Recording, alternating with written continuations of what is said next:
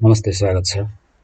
आज चाहिँ मैले यो अलिकति मेसनरीमा केही तपाईँहरूको कन्फ्युजनहरूलाई चाहिँ अलिकति हटाउन सकिन्छ कि भनेर सबैलाई चाहिँ एकैचोटि मैले समराइज गरिदिने ट्राई गरेको छु होइन। जसले गर्दा तपाईँहरूलाई फ्युचरमा इक्जाममा धेरै सजिलो होस्, सहज होस् भनेर चाहिँ मैले आजको यो भिडियो चाहिँ स्पेसल्ली त्यसको लागि लिइरहेको छु। यसमा मैले तपाईँहरूलाई स्टेप वाइज थोरै म काम भनिदिन्छु। कहाँनिर चेन्ज गर्ने, कसरी हामीले एकदम सर्ट टाइममा हामीले कसरी यसलाई चाहिँ कम्प्लिट गर्न सकिन्छ भनेर तपाईँहरूलाई यो समरी मात्रै हो। कन्सेप्टहरू मैले पहिल्यै दिइसकेको छ, कन्सेप्टको कुरा मैले यहाँ गर्दिनँ। जस्ट अब तपाईँहरूलाई इक्जाम प्रिपरेसनको लागि चाहिँ अलिकति सजिलो बनाइदिने, वातावरण अलिकति सजिलो बनाइदिन मात्रै खोजेको यसमा। सबैभन्दा सुरुमा तपाईँहरूले के गर्नुहुन्छ, तपाईँहरूले सुरुमा लोड क्यालकुलेसन गर्नुभए पनि भयो। मेसनरी डिजाइनको कुरा गर्दैछु मैले, अरूको कुरा भन्दिनँ अहिले, मेसनरी डिजाइनको कुरा मात्रै। अब तपाईँहरूले फर्स्टमा मैले स्टेप ए र बी भनेर पहिल्यैदेखि भनिरहेको थिएँ होला होइन। स्टेप एमा तपाईँहरूले के गर्न सक्नुहुन्छ, त्यसमा भएको लोड क्यालकुलेसनहरू गर्न सक्नुहुन्छ।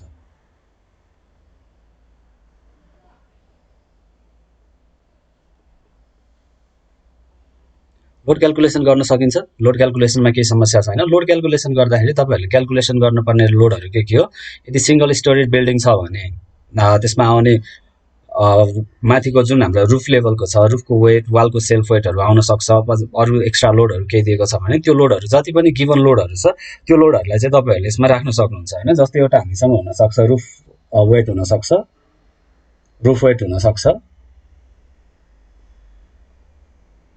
अर्को हुन्छ हाम्रो फ्लोर वेट हुनसक्छ, अर्को भनेको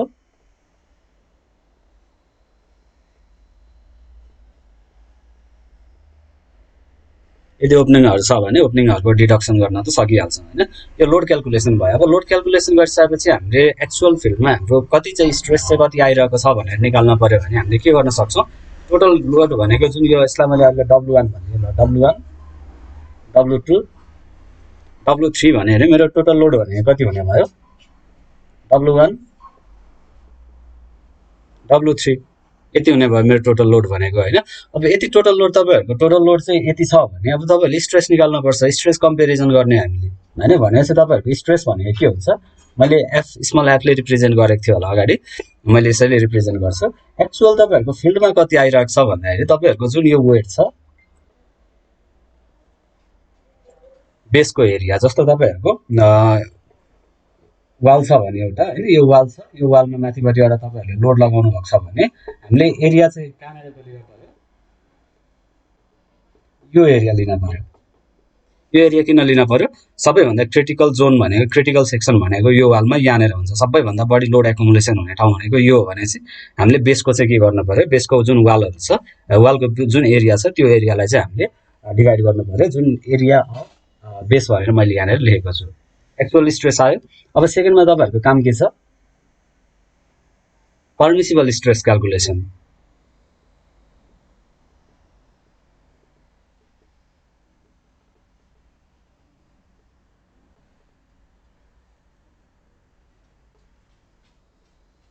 एफ पर्मिसिबल भनेर अहिले मैले एफ पर्मिसिबल लेखेँ, अथवा तपाईँहरूले अलाउएबल एएल लेख्न पनि सकिन्छ होइन। अलाउएबल अथवा पर्मिसिबल भनेको कुरा एउटै भइहाल्यो। अलाउएबल स्ट्रेस चाहियो अब हामीलाई। अलाउएबल स्ट्रेस चाहिँ कति हुन्छ, अलाउएबल स्ट्रेस भनेको हाम्रो यदि कोडमा हेर्नुहुन्छ भने कोड तपाईँहरूको कुन छ, यहाँनिर माथिपट्टि लेखिदिएको छु मैले कोड, IS 1905-1987मा तपाईँहरूले गएर हेर्नुहुन्छ भने त्यसमा मजाले लेखेको छ। मैले पहिले क्लासहरूमा सबै कुराहरू इन डिटेल मैले डिस्क्राइब गरिदिइसकेको छ। सिम्पल हामीसँग के छ, अलाउएबल स्ट्रेस भनेको कति हुन्छ, FV KS KP हुन्छ। अब यति FV KS KP भनेको हाम्रो अलाउएबल स्ट्रेस भयो भने होइन, अब हामीले त के गर्नु पर्यो, FV त हामीले थाहा हुन्छ। हामीले के गर्छौँ, FV निकाल्नको लागि हामीले दुईवटा कामहरू गर्छौँ। एउटा ब्रिकको ग्रेड एजुम गर्छौँ र मोटारको ग्रेड एजुम गर्छौँ होइन। ब्रिकको कम्प्रेसिभ स्ट्रेन्थ कति हुन्छ, ब्रिक स्ट्रेन्थ एउटा, ब्रिकको स्ट्रेन्थ र मोटार टाइप, दुईवटा चिज चाहिँ हामीले के गर्छौँ यसमा एजुम गरेर हामीले FV को भ्यालु निकाल्छौँ। अब के ए र KP को मा पनि तपाईँहरूलाई कुनै समस्या छैन होइन। के भनेको एरिया रिडक्सन फ्याक्टर हो। अब सबैभन्दा तपाईँहरूको समस्या कहाँनिर हुन्छ, जहिले पनि तपाईँहरूको न्युमेरिकल गर्दाखेरि फरक पर्ने भनेको यो एउटा KS भ्यालुमा मात्रै हो अरूमा काहीँ पनि तपाईहरुको त्यस्तो भेरिएसन आउँदैन हैन केएस निकाल्ने बेलामा हामीले स्लेन्डरनेस रेशियो चाहिन्छ स्लेन्डरनेस रेशियो निकाल्ने बेला हामीलाई थिकनेस चाहिन्छ थिकनेस केस अनुसार फरक पर्छ त्यो भएकोले गर्दा केएस चाहिँ बढी डोमिनेन्ट हुन्छ त्यो भएकोले केएसमा बढी हामीले फोकस गर्नुपर्ने हुन सक्छ अब यसमा हेर्नुहुन्छ भने तपाईहरुको के ए भनेको के हो अहिले यसलाई मैले एकछिन छोड्दिए के ए भनेको के हो के ए भनेको सिम्पल एरिया रिडक्सन फ्याक्टर हैन एरिया रिडक्सन फ्याक्टर भनेको के हुन्छ एरिया रिडक्सन फ्याक्टर के ए इक्वल टु यदि तपाईहरुको उसमा क्लज नम्बर उसमा हेर्नु होला है तपाईहरुले यो क्लज नम्बर 5.4.1.2 पेज नम्बर 16 मा लेखेको छ यो यसमा हेर्नुहुन्छ भने एरिया चाहिँ यदि ग्रेटर देन 0.2 मिटर स्क्वायर छ भने त्यो बेला चाहिँ तपाईहरुले के को भ्यालु सिधै 1 राख्न सक्नुभयो हैन यदि एरिया चाहिँ तपाईहरुको 0.2 मिटर स्क्वायर भन्दा ठूलो छ भने तपाईहरुले के गर्न सक्नुहुन्छ के को भ्यालु डाइरेक्ट 1 राख्न सक्नुहुन्छ यदि सानो छ भने यदि मिटर स्क्वायर भन्दा सानो छ अथवा यस्तो छ भने तपाईहरुले के गर्न सक्नुहुन्छ कि ए को भ्यालु भने कति राख्न सक्नुहुन्छ तपाईहरुले 0.7 प्लस 1.5 एरिया यो एरियाबाट तपाईहरुले राख्न सक्नुहुन्छ हैन के को भ्यालु आयो अब केपी को भ्यालु भनेर तपाईहरुको फेरि केपी भनेको सेप मोडिफिकेसन फ्याक्टर हैन यो भनेको केपी लाई हामीले सेप मोडिफिकेसन फ्याक्टर भन्छौं यसमा अब यो के ए निस्क्यो अब केपी हेर्दै छु मैले केपी निकाल्नको लागि एफपी त तपाईहरुले सजिलै निकाल्न सक्नुहुन्छ एफपी मा मैले यसमा भन्न बिर्से भने तपाईहरुले एफपी कहाँनेरबाट आउँछ कोडको भ्यालु हेर्नुहुन्छ भने कोडमा टेबल 8 बाट एफपी चाहिँ तपाईहरुको टेबल 8 बाट दिन्छ यसले ठीक छ यसबाट तपाईहरुको के को भ्यालु पनि निकाल्न सक्नुभयो केपी को भ्यालु भनेको सेप मोडिफिकेसन फ्याक्टर भयो सेप मोडिफिकेसन फ्याक्टरको लागि तपाईहरुले टेबल कुनमा छ टेबल 10 मा टेबल 10 बाट जानुहुन्छ भने यो टेबल 10 मा के को भ्यालु चाहिँ तपाईहरुले हेर्नुहुन्छ भने यो चाहिँ प्लस 5.4.1.2 मा छ 5.4.1.2 मा छ त्यो केपी को भ्यालु यहाँबाट हेर्नु होला केपी भनेको तपाईहरुको एउटा ब्रिकको युनिटको जुन एजुम गर्नुहुन्छ त्यो त्यसको हाइट त्यो ब्रिक युनिटको एउटा हाइट र विड्थले तपाईहरुले डिभाइड गर्नुहुन्छ भने त्यसको आधारमा हामीले टेबल 10 बाट केपी को भ्यालु निकाल्न सक्छौं केपी मा पनि कुनै समस्या छैन सबैमा प्रोसेस भनेको यही नै हो अब हाम्रो फरक कहाँनेर पर्ने रहेछ त एफबी मा पनि हामीलाई समस्या छैन हामीले मोटर र कंक्रिटको स्ट्रेन्थ ब्रिकको स्ट्रेन्थ हामीले एजुम गर्नेबित्तिकै हामीले एफबी को भ्यालु सजिलै निकाल्न सक्ने रहेछौं के को भ्यालुलाई पनि हामीलाई प्रब्लम छैन एरिया निकालिसकेपछि हामीलाई थाहा भइहाल्ने रहेछ के गर्ने हो भनेर केपी मा पनि हामीलाई समस्या छैन एउटा युनिटको साइज हेरेर हामीले केपी पनि निकाल्न सक्ने रहेछौं भनेपछि यो त कुनै पनि टाइपमा फरक पर्दैन फरक कहाँनेर पर्छ अब केएस मा फरक पर्छ अब केएस लाई चाहिँ हामीले के भन्छौं अब केएस मा चाहिँ स्ट्रेस रिडक्सन फ्याक्टर हैन अब किनभने हाम्रो कुनै पनि चेन्ज यसमा हाम्रो टाइपोलोजीहरु चेन्ज भयो अब जानेर स्ट्रेन्थको कुरा आउँछ हैन त्यो स्ट्रेन्थको कुरा चाहिँ केले रिप्रेजेन्ट गरिरहेको छ केएस ले रिप्रेजेन्ट गरिरहेको छ भने अब हाम्रो काम भनेको चाहिँ केएस लाई फाइन्ड गर्ने हो अब केएस को चाहिँ तपाईहरुको एउटा सिम्पल न्यूमेरिकल सोलिड वाल छ भने तपाईहरुले त्यसमा केएस को भ्यालु त सिधै निकाल्न सक्नुहुन्छ हैन टेबल 9 केएस निकाल्न त फेरि टेबल 9 बाटै हो केएस निकाल्ने टेबल 9 बाटै हो यसमा कुनै समस्या छैन हैन यदि तपाईहरुले मैले फेरि एकचोटी भने तपाईहरुले अगाडिको भिडियो हेर्नु भएको छ भने चाहिँ यो महाभारत हुन सक्छ है पनि त्यो भएकोले गर्दा तपाईहरुले पहिले मेसनरीको अगाडिको जुन हाम्रो सबै टाइपको न्यूमेरिकलहरु हामीले गरेको छौं त्यो हेरेपछि मात्र यसमा जम्प गर्नुस् त्यसपछि मात्र तपाईहरुलाई सजिलो होला नभए यो महाभारत नै हुनेवाला छ है त्यही भएर यदि अगाडिको भिडियोहरु तपाईहरुले हेर्नु भएको छैन अथवा तपाईहरुले मेसनरी डिजाइन अरु मेसनरी डिजाइनहरु आउँदैन भने यो भिडियोलाई यतिमै स्किप गरिदिनु भयो भने चाहिँ हेरिराख्नु पर्दैन है त्यो भएकोले टेबल 9 मा छ तपाईहरुको केएस को भ्यालु टेबल 9 मा जानु भयो भने त्यहाँबाट कोड यही हो यो कोडको टेबल 9 मा जानु भयो भने तपाईहरुले केएस को भ्यालु सजिलै पाउनुहुन्छ अब त्यसमा तपाईहरुको यदि सोलिड वाल छ भने अब मैले केसहरु हेर्दै जान्छु है के गर्नुपर्छ अब चाहिँ यहाँ नै हो तपाईहरुको न्यूमेरिकलमा फरक पर्ने यो भन्दा अगाडिको त सबैमा सेम नै हो त्यस्तो केही पनि भेरिएसन फरक पर्दैन हैन अब यसमा थोरै यो एक्चुअल स्ट्रेस निकाल्ने बेला मोमेन्ट आउँछ भने थोरै फरक पर्छ म त्यो सिकाउँछु तपाईहरुलाई त्यो बाहेक चाहिँ अहिले सोलिड वालमा हेरौं सोलिड वालमा के फरक पर्छ भने तपाईहरुको एउटा एक टाइपको न्यूमेरिकल छ हामीसँग सोलिड वाल सोलिड वाल मात्रै छ भने सिम्पल तपाईहरुले के गर्न सक्नुहुन्छ मैले तपाईहरुलाई टेबल 9 चाहिँ देखाउँछु यहाँनेर किनभने हाम्रो फरक पर्ने भनेकै टेबल 9 मा मात्रै अरुमा त्यस्तो भेरिएसन केही पनि आउँदैन तपाईहरुको मेसनरी डिजाइनमा टेबल 6 7 8 9 यहाँनिर छ हैन यसलाई म थोरै जुम गर्छु यहाँनिर हेर्नुस् त के माग्छ कोडले एउटा स्लेन्डरनेस रेशियो मागिरहेको छ टेबल 9 मा एउटा स्लेन्डरनेस रेशियो कति हो सुरुमा फाइन्ड गर्नु पर्यो किनभने यहाँनिर स्लेन्डरनेस रेशियो मागिरहेको छ त्यसपछि eccentricity of loading divided by the thickness of the member भनेर अर्को मागिरहेको छ भने चाहिँ अर्को इसेन्ट्रिसिटी डिभाइडेड बाइ थिकनेस कति हुन्छ भनेर अर्को यो पनि मागिरहेको छ भने चाहिँ कोडले माग्दै दुईटा चिज हो अब हामीले यो दुईटा चिज चाहिँ हाम्रो निकाल्नको लागि मेन चाहिँ यही हुन्छ अब यदि कन्सेन्ट्रिक लोडिङ छ इसेन्ट्रिक लोडिङ हैन भने त्यसमा त यसको भ्यालु सिधै 0 राखेर तपाईहरुले हेर्न सक्नुभयो यदि इसेन्ट्रिक लोडिङ छैन भने चाहिँ तपाईहरुले के गर्न सक्नुभयो यहाँनिरबाट सिधै यसबाट राख्न सक्नुहुन्छ अब यदि तपाईहरुको लोडिङ चाहिँ इसेन्ट्रिक छ भने तपाईहरुले अब इसेन्ट्रिसिटी कुनमा पर्छ त्यसको आधारमा तपाईहरुले इसेन्ट्रिसिटी हेरेर त्यहाँबाट तपाईहरुले यसको सेप स्ट्रेस रिडक्सन फ्याक्टर चाहिँ तपाईहरुले निकाल्न सक्नुहुन्छ ओके यसमा एउटा सोलिड वालको केसमा छौं सोलिड वालमा स्लेन्डरनेस रेशियो कति हुन्छ स्लेन्डरनेस रेशियो भनेको H effective divided by T effective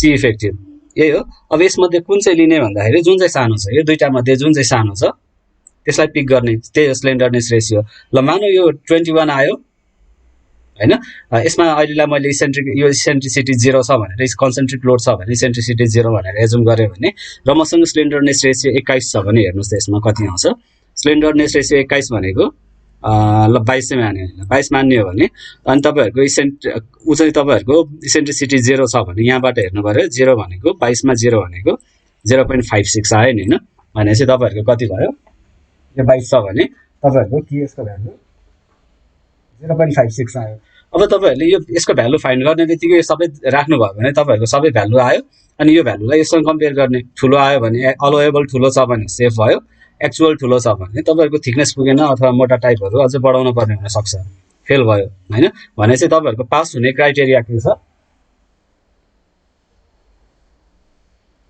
यो हुन पर्यो अलाउएबल स्ट्रेस चाहिँ एक्चुअल भन्दा ठुलो हुन पर्यो ठीक छ यो एउटा सोलिड वालको केस भयो अब मैले यसैमा मेटाउँदै जान्छु है तपाईहरुलाई एउटा केस यो भयो सेकेन्ड केसमा अरु त सेम हो यसैमा मात्र फरक पर्छ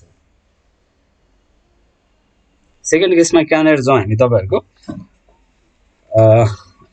सोलिड वाल पछि तपाईहरुको के छ सेकेन्ड टाइपमा मैले गराएको ल पायरहरुले बाइन्ड गरेको हैन solid wall बाइन्डेड by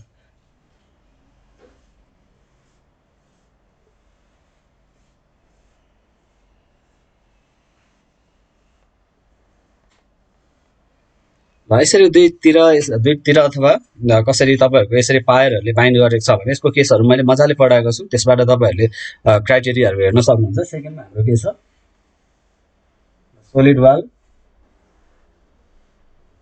भरौँ with pier भनेर मात्र लेख्दिन्छु सर्टकट है पायरहरु हुँदाखेरि के गर्ने हैन पायरहरु हुँदाखेरि तपाईहरुले के गर्ने भन्ने कुरा चाहिँ यहाँबाट गर्न सक्नुहुन्छ यसमा मैले अहिले तपाईहरुको यो भनेको के हुन्छ यो के हो हामीलाई मेन चाहिने भनेको यति नै हुन्छ हैन त्यसपछि स्पेसिङ अफ पायर पनि चाहियो हामीलाई यसलाई स्पेसिङ भन्छौं यसलाई थिकनेस अफ पायर भन्छौं यसलाई विड्थ अफ पायर भन्छौं माथि लेखेँ विड्थ अफ पायर भन्छौं त्यसपछि यसलाई थिकनेस अफ वाल भन्छौं यति नै हो यदि पायरले बाइन्ड गरेको छ भने तपाईहरुको पायरको बीचमा चाहिँ तपाईहरुको सोलिड वालहरु हुन सक्छ अथवा होलै वाल पनि फरक परेन यदि पायर छ भने त्यो केसमा तपाईहरुले के गर्न सक्नुहुन्छ यसको आधारमा तपाईहरुले के निकाल्नु पर्ने हुन्छ स्लेन्डरनेस रेशियो निकाल्नु पर्ने हुन्छ किनभने तपाईहरुको स्लेन्डरनेस रेशियो निकाल्न भन्दा अगाडि तपाईहरुलाई जुन के भन्छ इफेक्टिभ थिकनेस चाहियो हैन तपाईहरुको इफेक्टिभ थिकनेस भनेको सरी इफेक्टिभ थिकनेस भनेको के हुन्छ यदि पायर दुईतिरै पायरहरुले बाइन्ड गरेको छ भने त्यो बेला तपाईहरुको इफेक्टिभ थिकनेस भनेको चाहिँ स्टिफनिङ कोएफिसिएन्ट कोडमै छ है यो stiffening coefficient into wall thickness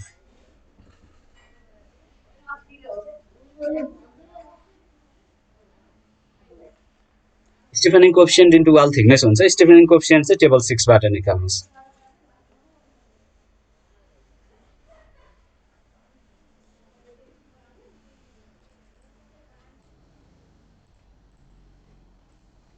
यसमा जाने हो भने तपाईँको टेबल 6 मा जानुहोस्। टेबल 6 मा हेर्नुहोस् त, स्टिफेनिङ कोएफिसिएन्ट हामीले निकाल्न पर्ने छ। स्टिफेनिङ कोएफिसिएन्ट निकाल्नलाई हामीलाई एउटा SP/WP को रेशियो चाहियो अनि अर्को भनेको के चाहियो, TP/TW को रेशियो चाहियो। अब यसबाट SP/WP को भ्यालु निकाल्नुस् कति आउँछ तपाईहरुको। ल मानौ अहिले 21 आयो भने मेरो 21 अर 20 अर मोर भन्नेमा आयो र मेरो TP/TW को भ्यालु 2 आएको छ भने मैले के गर्न सक्छु, 1 भनेर चाहिँ मैले स्टिफेनिङ कोएफिसिएन्ट निकाले हैन।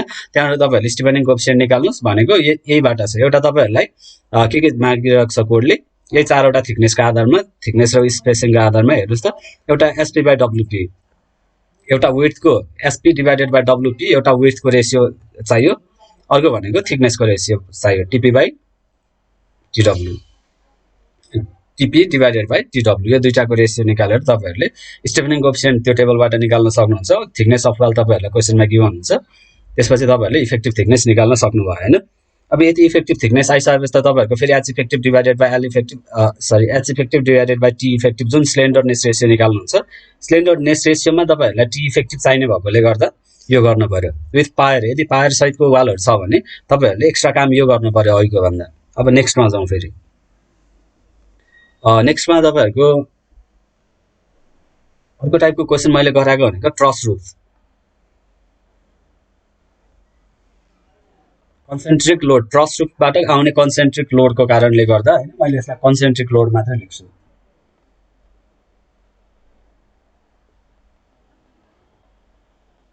मानौ तपाईहरुसँग वाल छ,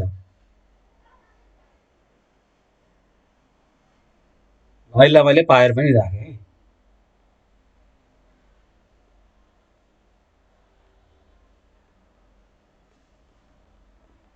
अब तपाईहरुको यो वाल भनेको चाहिँ कस्तो भयो भने तपाईहरुको वाल यसरी, यो वाल चाहिँ मैले यसरी सेक्सन काटेर देखाएको, एक्चुअलमा यो वाल चाहिँ कस्तो छ,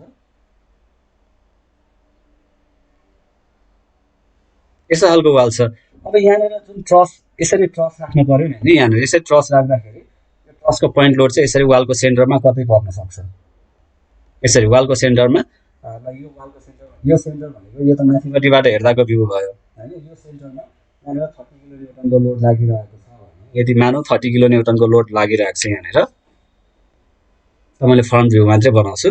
अब त्यस्तो बेला चाहिँ तपाईहरुले गर्ने के भने यसमा एउटा तपाईहरुलाई चाहियो, फेरि तपाईहरुको काम भनेको के हुन्छ, स्लेन्डरनेस रेशियो फाइन्ड त गर्नै पर्छ तपाईहरुले जसरी पनि, कि यसको भ्यालु निकाल्न तपाईहरुलाई स्लेन्डरनेस रेशियो त चाहियो फेरि यो क्वेशनमा पनि। तर यसमा चाहिँ कन्सेन्ट्रिक लोड दिएको भएकोले गर्दा तपाईहरुको यसमा चाहिँ फरक कहाँनेर पर्छ भने,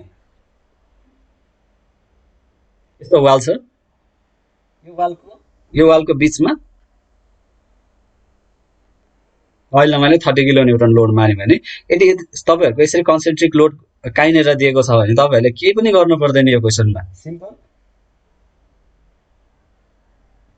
यहाँबाट इक्विल्याटरल ट्रायंगल बन्ने गरी यहाँबाट 60 डिग्रीको एंगल ड्रा बनाएर एउटा ट्रायंगल बनाउनुस्। अनि जति ट्रायंगल चाहिँ यसले यहाँनेर बेसमा कभर गर्छ, ट्रायंगलले बेसमा कभर गर्ने जुन लेन्थ हुन्छ, त्यो लेन्थलाई मात्रै तपाईहरुले के गर्ने हो, डिजाइन गर्ने हो।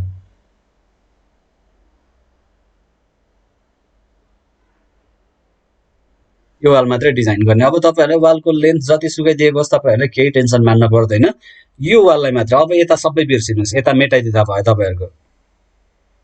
अब यो वालको लेन्थ पुरानो कति मिटर दिएको थियो, के थियो, तपाईहरुले बिर्सिनुस्, त्यो केही पनि काम छैन अब तपाईहरुलाई त्यसको हैन। त्यो तपाईहरुलाई ट्र्याप मात्रै हो, तपाईहरुले गर्ने काम भनेको अब यतिलाई मात्रै हो। यति सिम्पल, यति वाललाई मात्रै डिजाइन गर्ने। अब यसै तपाईहरुको कति हुन्छ, 2h/√3 हुन्थ्यो होला। मैले डेरिभेसन तपाईहरुलाई न्युमेरिकलमा गराएको थिएँ है, 2h/√3 होला है, मलाई यस्तै लाग्छ हैन। एकचोटि तपाईहरुले चेक गर्नु होला, क्रस भेरिफाई चाहिँ गर्नु होला यो फर्मुलालाई हैन। त्यो इक्विल्याटरल ट्रायंगल सल्भ गर्दाखेरि 2h/√3 आउँछ यहाँनेर। अब यदि तपाईहरुले डिजाइन गर्दाखेरि यतिलाई मात्रै गर्ने, अरु केही पनि गर्न पर्दैन हैन। पोइन्ट लोड त तपाईहरुको लोड त आइहाल्यो पोइन्ट लोड, अनि यसमा आउने तपाईहरुको जुन यो लोड क्याल्कुलेसनमा आउँदाखेरि यदि यहाँ रुफ लोड पनि दिएको छ भने, यहाँ यसमा आउने टोटल लोड भनेको कति हुने भयो, एउटा रुफ लोड भनेको यो युटिएल आउने भयो, एउटा कन्सेन्ट्रिक लोड दुईटा लोड, एउटा यसको सेल्फ लोड तीनवटा लोड भयो हैन। यदि यो भन्दा माथि अरु लोडहरु छ भने त्यसलाई पनि हामीले इन्क्लुड गर्न सक्छौं। भनेपछि हामीले डिजाइन गर्ने सेक्सन चाहिँ कहाँनेर हो, यहाँनेर हो। सिम्पल है। यस्तो खालको क्वेशन आयो भने अब तपाईहरु नझुक्किनु, सिम्पल तपाईहरुको कुनै ठाउँमा एउटा ट्रसहरु रुफहरुले गर्दाखेरि अथवा कुनै कारणले गर्दा कन्सेन्ट्रिक लोड आएको छ, एउटा पोइन्ट लोड एक्ट गरिरहेको छ भने यसमा तपाईहरुले ट्रायंगल बनाउनुस्, ट्रायंगल जति पार्न पर्छ त्यही वाललाई मात्रै डिजाइन गर्ने, बाँकी सबैलाई बिर्सिनुस् अब हैन। तर यसमा तपाईहरुको इफेक्टिभ थिकनेस निकाल्ने बेला चाहिँ यहाँनिर पायर भएकोले गर्दाखेरि यो वालको थिकनेसलाई चाहिँ तपाईहरुले फुल थिकनेस चाहिँ एजुम गर्न पाउनुहुन्न। यसको इफेक्टिभ थिकनेस चाहिँ अघिको पायरको केसमा जसरी नै तपाईहरुले के गर्नु पर्यो, स्टिफेनिङ कोएफिसिएन्ट इन्टु टीडब्ल्यू निकालेर तपाईहरुले के गर्नु पर्यो, थिकनेस अफ वाल गरेर त्यहाँबाट तपाईहरुले इफेक्टिभ थिकनेस निकाल्नु पर्यो। अनि यसको जुन यो वालको थिकनेसलाई चाहिँ तपाईहरुले के गर्नुहुन्छ, त्यसबाट आएको इफेक्टिभ थिकनेसलाई चाहिँ यसको थिकनेस हो भनेर एजुम गर्नुहुन्छ। अब त्यसपछि तपाईहरुको H effective divided by slenderness ratio भनेको त फेरि त्यही H effective divided by T effective अथवा L effective divided by T effective जुन सानो हुन्छ त्यसलाई लिएर तपाईहरुले टेबल 9 बाट के यसको भ्यालु निकाल्न सक्नुहुन्छ। सेकेन्ड टाइप यो अर्को टाइपको क्वेशन पनि भयो, यो गर्न सकिन्छ। यो पायर छ भने यदि पायर क्वेशनमा तपाईहरुको पायर दिएको छ भने चाहिँ यतिलाई यही सेक्सनलाई मात्रै यसको थिकनेसलाई नै एक्चुअल थिकनेस चाहिँ मान्न पाइदैन। त्यसरी एउटा सानो ट्र्याप हुन सक्छ तपाईहरुको लागि। त्यो भने चाहिँ तपाईहरुको के हुन पर्यो, जुन यो काम गर्दै हुनुहुन्छ भने तपाईहरुको यो थिकनेस चाहिँ यसको इफेक्टिभ थिकनेस नै निकाल्न पर्छ, किनभने पायर छ नि त दुईतिर हैन। यो पायर छ भने यसको इफेक्टिभ थिकनेस फरक पर्छ, त्यही इफेक्टिभ थिकनेसलाई चाहिँ तपाईहरुले अब यस्तो एउटा वाल एजुम गरेर यसरी डिजाइन गर्न पर्यो। मैले गराइसकेको छु है अगाडि। त्यसपछि अर्को टाइपको क्वेशन छ वाल विथ ओपनिङ। नभए थोरै पहिले क्याभिटी वालमा जान्छु। क्याभिटी वालमा पनि के हो, इफेक्टिभ थिकनेसमा फरक हो भने चाहिँ जति पनि न्युमेरिकल अहिलेसम्म हेर्दै हुनुहुन्छ भने तपाईहरुको फरक कहाँनिर परिरहेको छ, इफेक्टिभ थिकनेसमा मात्रै। जुन हामीलाई स्लेन्डरनेस रेशियो भ्यालु निकाल्नलाई भने चाहिँ क्युएसमा मात्रै हाम्रो फरक परिरहेको छ, अरु कहीँनिर पनि फरक परेको छैन। क्याभिटी वालमा अब यदि तपाईहरुको क्याभिटी वाल तपाईहरुले डिजाइन गर्न पर्ने छ भने क्याभिटी वालको लागि के छ, जुन तपाईहरुको थिकनेस छ, थिकनेस भनेको 2/3 अफ T1 + T2 होला प्रोबेबली है। एक्चुअली कोडमै भेरिफाई गर्नु होला तपाईहरुले।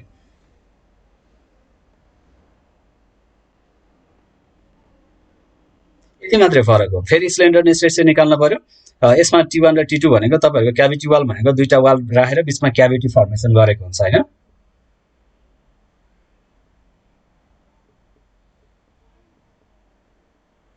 यस्तो वाल छ भने बीचमा तपाईहरुको यसरी क्याभिटीहरु राखेको छ भने तपाईहरुले के गर्न सक्नुहुन्छ, यसको इफेक्टिभ थिकनेस चाहिँ वालको इफेक्टिभ थिकनेस चाहिँ कति भयो, 2/3 अफ T1 + T2 भयो। यसबाट जति आउँछ तपाईहरुले स्लेन्डरनेस रेशियो निकाल्नुस्, H effective divided by T effective र L effective divided by T effective जुन सानो छ त्यसलाई तपाईहरुले पिक गरेर फर्दर डिजाइनमा प्रोसिड गर्न सक्नुहुन्छ तपाईहरुले।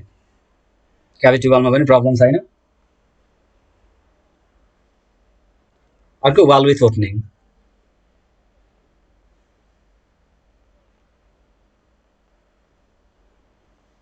अब वाल विथ ओपनिङमा चाहिँ तपाईहरुको के छ भने जुन ओपनिङको लागि हुन्छ नि, यसमा पनि टी इफेक्टिभमै हो प्रब्लम। फेरि पनि यसमा पनि टी इफेक्टिभ नै चेन्ज हुनेवाला छ, अरु केही पनि चेन्ज हुनेवाला छैन। भने चाहिँ तपाईहरुको के हुन्छ, अब तपाईहरुले एउटा चाहिँ के ध्यान दिनुपर्छ भने यदि वालहरुमा ओपनिङ छ भने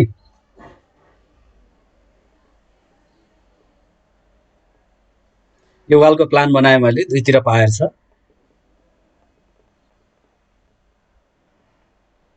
यसरी दुईतिर पायर छ, बीचमा कतै मैले के गर्नुपर्ने छ, झ्याल राख्नुपर्ने छ। यो चाहिँ ओपनिङ भयो। यसरी ओपनिङ राख्दै हुनुहुन्छ भने तपाईहरुको यसमा यसलाई कोलम चेक गरिराख्न पर्दैन यसलाई। नभए तपाईहरुको पायर वाल विथ ओपनिङ छ भने कोलमहरु चेक गर्न पर्छ।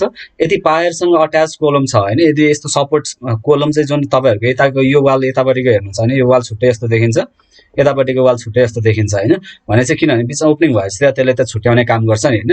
यसलाई कोलम हो कि हैन भनेर चेक गर्न पर्छ। तर तपाईहरुको कोलम हो कि हैन भनेर चेक गर्नुभन्दा अगाडि त्यसमा सपोर्ट छ कि छैन भनेर चाहिँ पहिले भेरिफाई गर्नुस्। सपोर्ट छ भने तपाईहरुले कोलम चेक गरिराख्न परेन, सिधै यसलाई वाल डिजाइन गर्दा भयो हैन। तर यहाँ यदि मानौ मल्टिपल ओपनिङहरु छ भने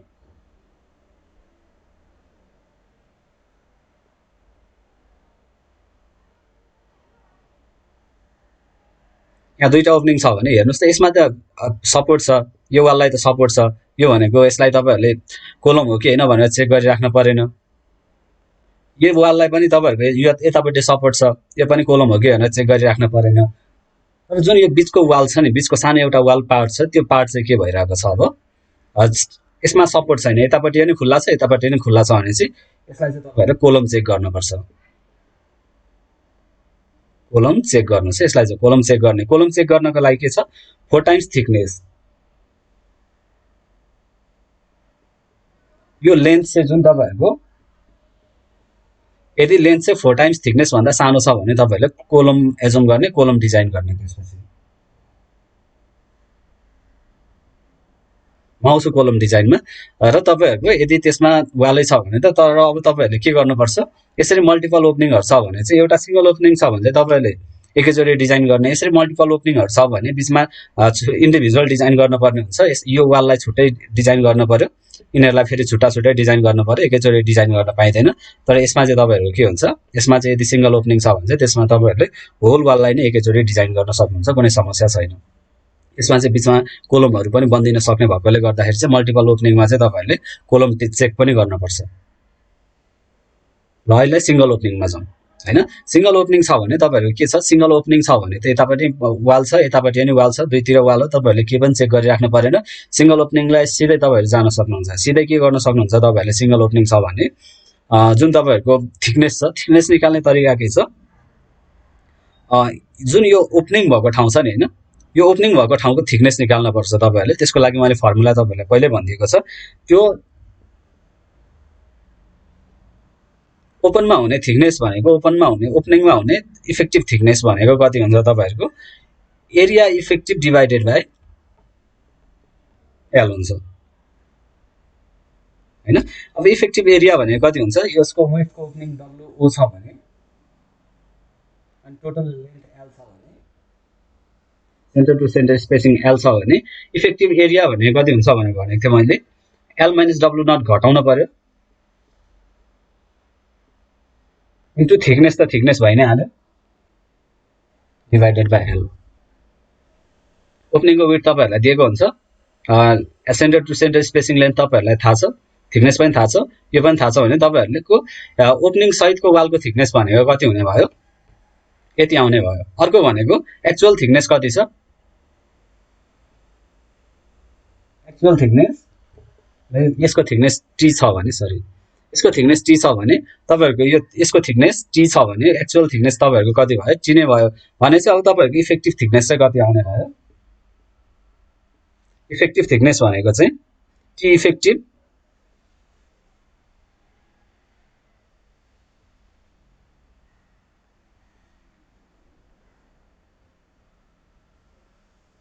यसको र यसको एभरेज गर्नु पर्यो। इफेक्टिभ थिकनेस फेरि पनि हेर्नुस् त, इफेक्टिभ थिकनेस नै फरक छ। यदि अरुमा कहीँ पनि फरक छैन, फेरि पनि इफेक्टिभ थिकनेस निकाल्न मात्रै फरक छ हैन, भनेपछि तपाईहरुको जति पनि फरक पर्छ इफेक्टिभ थिकनेस निकाल्न फरक पर्ने रहेछ न्युमेरिकलमा हैन।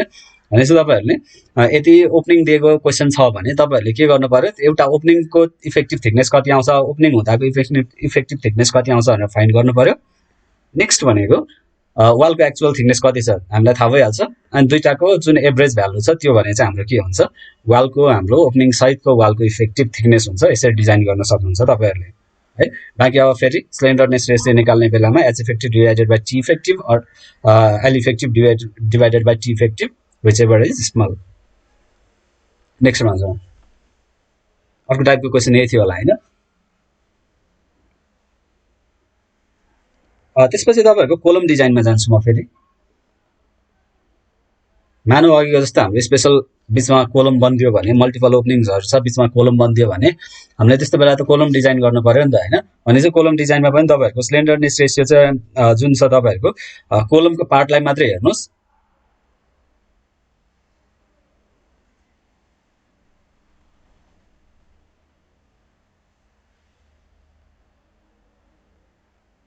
ल मैले बी र डब्लु लेखेँ यसमा, ठीक छ। एकतिर बी लेखेँ, एकतिर डब्लु लेखेँ भने यसमा चाहिँ स्लेन्डरनेस रेशियो चाहिँ के हुन्छ, यसमा इफेक्टिभ थिकनेसहरु निकालिराख्नु पर्दैन, किनभने कोलममा हामीले थिकनेसको कुरा गर्दैनौं, कोलमको भनेको साइजको कुरा गर्छौं, लेन्थ कति वेट कति भनेर हैन। भनेपछि यसको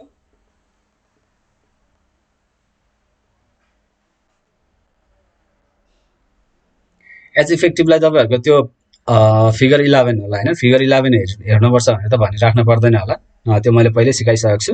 स्लेन्डरनेस रेशियो भनेको H effective divided by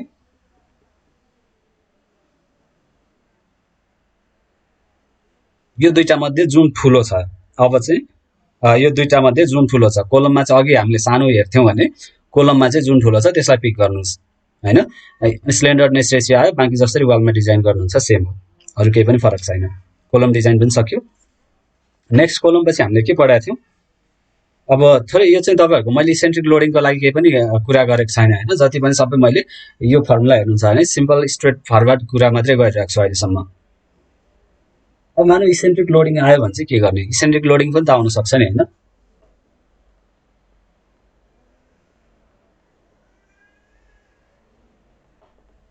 इसेन्ट्रिक loading छ भने अब तपाईँहरूलाई मैले थोरै यसमा पनि अब ट्रिक दिन्छु तपाईँहरूलाई।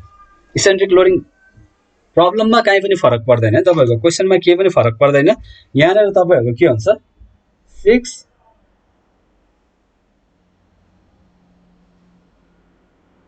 यसो अहिले मैले बिडी लेखेँ, तपाईँहरूलाई यो बी र डी भन्ने चाहिँ कुन हुन्छ भनेर मैले थोरै हिन्ट दिन्छु, त्यसपछि बाँकी काम भनेको सेम नै हो, ठिक छ।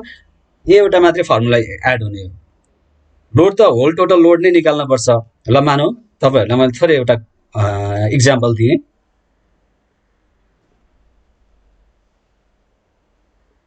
यस्तो वाल छ, यो वाल भयो, माथिपट्टि स्ल्याब छ,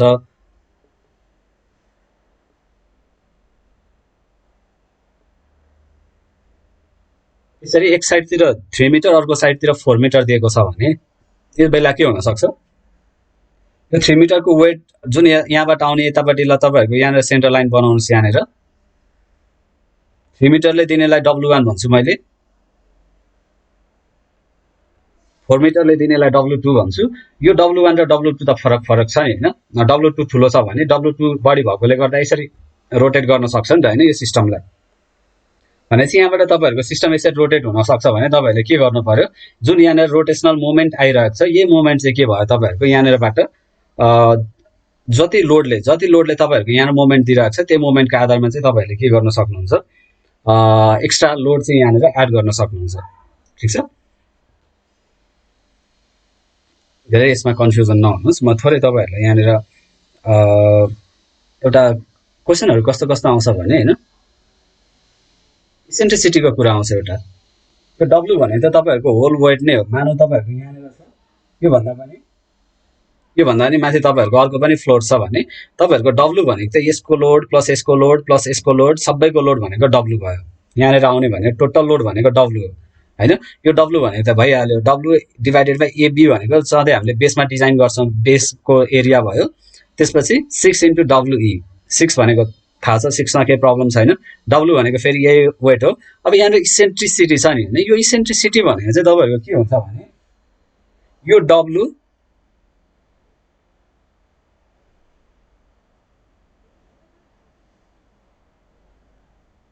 एम डिभाइडेड बाई डब्लु हुन्छ इसेन्ट्रिसिटी भनेको चाहिँ। यो एउटा चाहिँ तपाईँहरूले नबिर्सिनुहोस्। यदि इसेन्ट्रिसिटी निकाल्न पर्ने छ भने जुन मोमेन्ट हुन्छ यहाँनिर अनब्यालेन्स मोमेन्ट जति आउँछ, ल मानौँ तपाईँहरूको यहाँनिर जुन आउने ब्यालेन्स मोमेन्ट हुन्छ नि होइन, यो W1ले दिने लोड र यसमा तपाईँहरूले हेर्नुहोस्, यसमा म फेरि थोरै यसमा कन्फ्युजन हुनसक्छ, म फेरि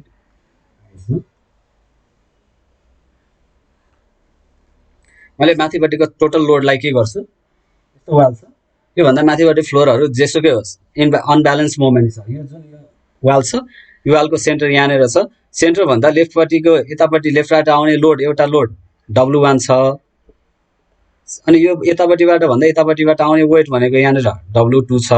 यो W1 र W2 को रेसियो जुन हाम्रो भ्यालु फरक छ भने यहाँनिर बसेर मोमेन्ट लिनुहोस्। यहाँनिर बसेर मोमेन्ट लिँदा W1 र W2 छ भने यसले एन्टी क्लकवाइज मोमेन्ट, यसले क्लकवाइज मोमेन्ट 0 हुन्छ।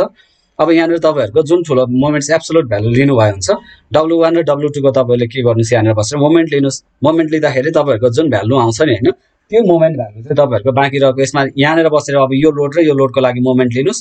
त्यहाँनिर बसेर मोमेन्ट लिँदा तपाईँहरूको जति मोमेन्ट आउँछ त्यो मोमेन्ट भनेको चाहिँ के भयो, तपाईँहरूको फाइनल जुन इसेन्ट्रिसिटी निकाल्न युज हुने मोमेन्ट छ त्यो मोमेन्ट चाहिँ तपाईँहरूको यो मोमेन्ट भयो, ठिक छ। अब यति भइसकेपछि मोमेन्ट पनि निकाल्न सक्नुभयो, इसेन्ट्रिसिटी पनि निकाल्न सक्नुभयो। अब इसेन्ट्रिसिटीको भ्यालु भने चाहिँ सधैँ तपाईँहरूलाई कहिलेकाहीँ इसेन्ट्रिसिटीको क्वेसनले चाहिँ कहिलेकाहीँ के गर्छ, तपाईँहरूलाई सिधै इसेन्ट्रिसिटी E/T को रेसियो नै दिन सक्छ। अब तपाईँहरूले टेबल अघि मैले कुन टेबल भनेको थिएँ, टेबल 6 हो, त्यसमा जानुभयो भने प्रोभाब्ली 6 है, एकचोटि जाउँ, 6 होइन, इसेन्ट्रिसिटीको लागि तपाईँहरूको टेबल इसेन्ट्रिसिटी भन्दा नि केएसको लागि टेबल 9 होला होइन। टेबल 9 मा हेर्नुहुन्छ भने यो भनेको इसेन्ट्रिसिटी डिभाइडेड बाई थिकनेस भनेको छ। अब कहिलेकाहीँ चाहिँ तपाईँहरूले यो भ्यालु नै क्वेसनले सिधै दिन सक्छ, 1/12 इसेन्ट्रिक रेसियो भनेर दिन सक्छ होइन।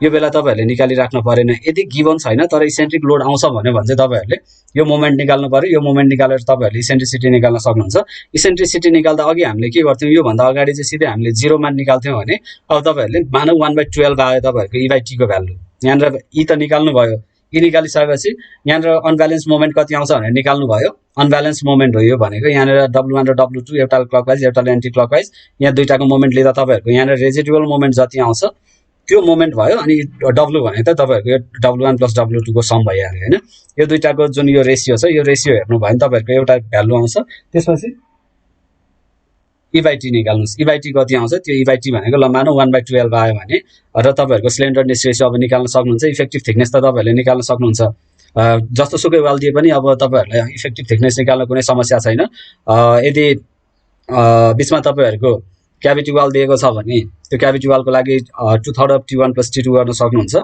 सोलिड वाल छ भने एक्चुअल थिकनेस लिन सक्नुहुन्छ यदि तपाईहरुको पायर सहितको वाल छ भने पायर छ भने तपाईहरुले के गर्न सक्नुहुन्छ इफेक्टिभ थिकनेस भनेको stiffening coefficient into thickness of wall हुन्छ स्टिफनिङ कोएफिसिएन्ट टेबल 6 बाट निकाल्न सक्नुहुन्छ यदि तपाईहरुको त्यहाँनेर थिकनेस ओपनिङ सहितको वाल छ भने वालको थिकनेस कति हुन्थ्यो ओपनिङ साइडको वाल भएको भए तपाईहरुले दुईटाको एभरेज गर्नुपर्छ ओपनिङको लागि एउटा थिकनेस निकालेर एक्चुअल थिकनेसको दुईटाको एभरेज गरेर इफेक्टिभ निकाल्न सक्नुहुन्थ्यो जस्तो खालको वाल छ तपाईहरुले थिकनेस त्यसरी नै निकाल्न सक्नुहुन्छ यसमा इसेन्ट्रिसिटी चाहिँ एक्स्ट्रा चाहिने भएकोले गर्दा अगाडि हामीले 0 मा हेरिरहेको थियौं अब 0 मा हेर्न पाइदैन हामीले 0 को ठाउँमा अलिकति स्विच मात्रै गर्ने बाँकी केही पनि चीज फरक छैन ओके यति मात्रै हो यसमा भनेपछि इसेन्ट्रिक लोडिङमा पनि तपाईहरुलाई कुनै समस्या नपर्ला हैन यहाँनेर तर इसेन्ट्रिक लोडिङ आयो भने तपाईहरुले एउटा चाहिँ बिर्सिन भएन कि यहाँनेर w/ab मात्रै गर्न हुँदैन कि मोमेन्टले गर्दाखेरि जुन एउटा इसेन्ट्रिसिटीले गर्दा एक्स्ट्रा लोड दिन्छ त्यो लोडलाई पनि हामीले एड गर्नुपर्छ भनेर चाहिँ तपाईहरुले माइन्डमा चाहिँ राख्नु पर्यो त्यो कुरालाई चाहिँ ठीक छ त्यसमा चाहिँ नबिर्सिनु होला र तपाईहरुको यहाँनेर जुन यो इसेन्ट्रिसिटी यहाँनेर जुन लोड आउँछ त्यो लोडहरु निकालिसकेपछि तपाईहरुको फाइनल लोड र यसलाई एक्चुअल लोड र तपाईहरुको अलाउएबल लोड त कम्पेयर गर्न सक्नुहुन्छ भने चाहिँ तपाईहरुको काम भनेको यसमा पनि यति नै हो फरक केही पनि छैन कुनै पनि क्वेशनमा केही त्यस्तो डिफिकल्ट भन्ने चीज छैन इसेन्ट्रिक लोडिङ आयो भने तपाईहरुले इसेन्ट्रिक लोडिङ आयो भने 0 मा हेर्न पाइदैन यतापटिको हेर्न पर्छ हामीले यतापटिको कतैको हेर्न पर्छ त्यो हेर्न पर्यो त्यसको लागि हामीले इसेन्ट्रिसिटीको भ्यालु निकाल्न पर्यो इसेन्ट्रिसिटीको भ्यालु निकाल्न टोमा मोमेन्ट टोको बटमको पनि मिडमा हामीले मोमेन्ट निकाल्न पर्यो अनब्यालेन्स मोमेन्ट निकाल्न पर्यो र टोटल वेटको रेशियोलाई हामीले इसेन्ट्रिसिटी भन्छौं e by t हामीलाई चाहिन्छ e by t को आधारमा तपाईहरुले ks को भ्यालु फाइन्ड गर्न सक्नुहुन्छ फेरि यहाँ पनि के छ इसेन्ट्रिक लोडिङ भए पनि प्रब्लम कहाँनेर छ प्रब्लम ks निकाल्नमा छ ks चाहिँ हामीले निकाल्न पर्यो ठीक छ अब नेक्स्ट क्वेशनमा जाउँ फेरि ओके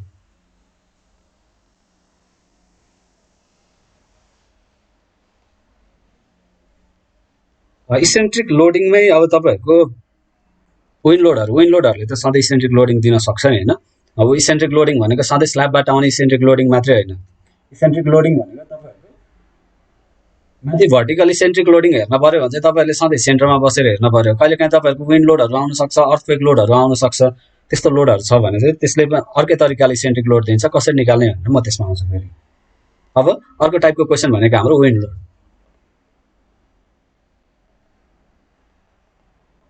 अब तपाईहरुको जति पनि हेर्नुस् है इसेन्ट्रिसिटी दिने भनेको यदि तपाईहरुको स्ल्याबको जुन लोडहरु छ एक साइडतिरको र अर्को साइडतिरको स्ल्याबको लोडहरु जुन छ दुईतिरको लोडहरु त्यो फरक छ भने त्यो बेला तपाईहरुले इसेन्ट्रिक लोड आउँछ त्यसमा हैन ब्यालेन्स छ भने दुईतिर मोमेन्ट आउने सक्ने स्थिति छैन भने त त्यसमा इसेन्ट्रिक लोडिङ चाहिएन यो पार्टै चाहिएन तपाईहरुलाई यदि आउने छ भने इसेन्ट्रिक लोडिङ के केसमा आउन सक्ने रहेछ यदि स्ल्याब चाहिँ एक साइडतिर एउटा वेटको अर्को साइडतिर अर्को वेटको छ भने त्यो बेला एउटा इसेन्ट्रिक लोड आउन सक्छ अर्को भनेको तपाईहरुको स्ल्याबमा पनि एक साइडतिर बडी लोड घटी लोड त्यसरी आउने कुरा भइहाल्यो त्यसपछि अर्थक्वेक लोड आउन सक्छ अर्थक्वेक लोडमा पनि इसेन्ट्रिक लोड आउन सक्छ यो फर्मुला जान पर्यो तर अब यहाँ तपाईहरुको बी र डी युज गर्न पाइँदैन त्यसलाई कसरी मोडिफाई गर्ने भनेर मैले सिकाउँछु यसमा त्यसपछि तपाईहरुको विन्ड लोड आए पनि फरक यहीँनेर पर्छ हैन जतिसुकै कुराहरु गर्नुहुन्छ सबै चीज चाहिँ यसैमा घुमिरहन्छ अब विन्ड लोड भनेको तपाईहरुले एउटा के नबिर्सिनुस् भने विन्ड लोड डिजाइन गर्ने बेला जुन अगाडिको टी इफेक्टिभको कुराहरु थियो त्यसमा चाहिँ अब म जान्दिन है फेरि त्यसमा तपाईहरुको हावा लाग्ने भने त झ्याल भएको झ्याल ओपनिङ राखेको उसमा पनि हावा लाग्न सक्छ, दुईतिर पाएर राखेकोमा पनि हावा लाग्न सक्छ भने चाहिँ त्यस्तो खालको वाल छ भने तपाईँले इफेक्टिभ थिकनेस चाहिँ कसरी निकाल्ने रहेछ, कस्तो खालको वाल दिएको छ, त्यसको लागि कुन इफेक्टिभ थिकनेस निकाल्न पर्ने छ भनेर चाहिँ तपाईँले फर्स्टमा माइन्डमा ट्रिगर गर्नु पर्यो होइन। सबैमा फेरि विन्ड लोड दिएको छ अनि सोलिड थिकनेसको जुन इफेक्टिभ थिकनेसहरू छ, इफेक्टिभ थिकनेसमा कहिले पनि नझुकिनुहोस्।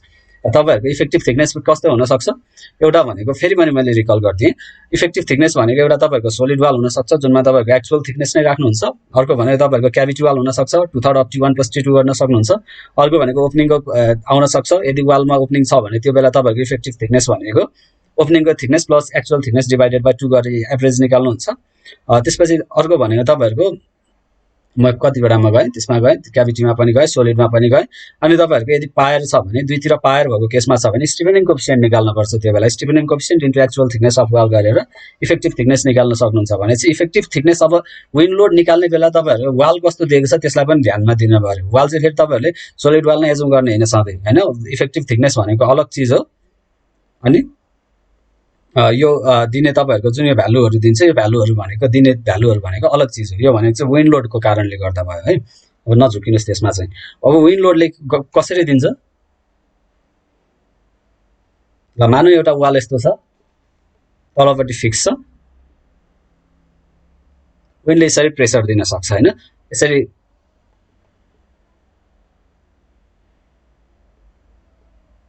हावा लाग्दा त वालको सबै एरियामा हावा लाग्छ नि होइन, सबैमा यसरी पुस गर्न सक्छ। र तपाईँहरूले के क्राइटेरिया दिएको छैन भने प्याराबोलिक लोडिङ एजुम गर्नुहोस्। तपाईँहरूले प्याराबोलिक लोडिङ एजुम गर्नुहोस्। यदि क्राइटेरिया युनिफर्मली भनेको छ भने, युनिफर्मली डिस्ट्रिब्युटेड विन्ड लोड भनेर भनेको छ भने चाहिँ तपाईँहरूले त्यसमा के गर्न सक्नुहुन्छ, PS डिभाइडेड बाई 2 गर्नुहोस्। यसको इन्टेन्सिटी तपाईँहरूलाई दिएको हुनसक्छ 1000 न्युटन पर मिटर स्क्वायर, केही भनेको 1 मिटर स्क्वायर एरियामा 1000 न्युटनको विन्ड लोडले फोर्स दिइरहेको छ भनेर भनेको होइन। अब यसमा तपाईँहरूले गर्ने काम के हो भने अब तपाईँहरूले मोमेन्ट निकाल्नुपर्छ। मोमेन्ट निकाल्ने बेला चाहिँ तपाईँहरूको एउटा क्राइटेरिया के हेर्नुहोस् भने क्वेसनले युनिफर्मली डिस्ट्रिब्युटेड विन्ड लोड भनेर भनेको छ कि युनिफर्मली डिस्ट्रिब्युटेड अप्सन त्यहाँनिर क्वेसन पढ्दाखेरि युनिफर्मली डिस्ट्रिब्युटेड विन्ड लोड भनेको छ कि छैन त्यो फाइन्ड गर्नुहोस् सुरुमा। र यसको अहिले मैले लेन्थ L भने, यसको हाइटलाई H भने होइन, यो एरिया छ वालको भने चाहिँ तपाईँहरूको के हुनसक्छ, अब यो बेला चाहिँ तपाईँहरूको के हुन्छ, यो इन्टेन्सिटी जुन यसलाई मैले यो चाहिँ इन्टेन्सिटी सर्टेन W को इन्टेन्सिटी हो भने तपाईँहरूको के हुन्छ, मोमेन्ट भनेको सिधै मोमेन्ट निकाल्न सक्नुहुन्छ। तपाईँहरूको फर्मुला छ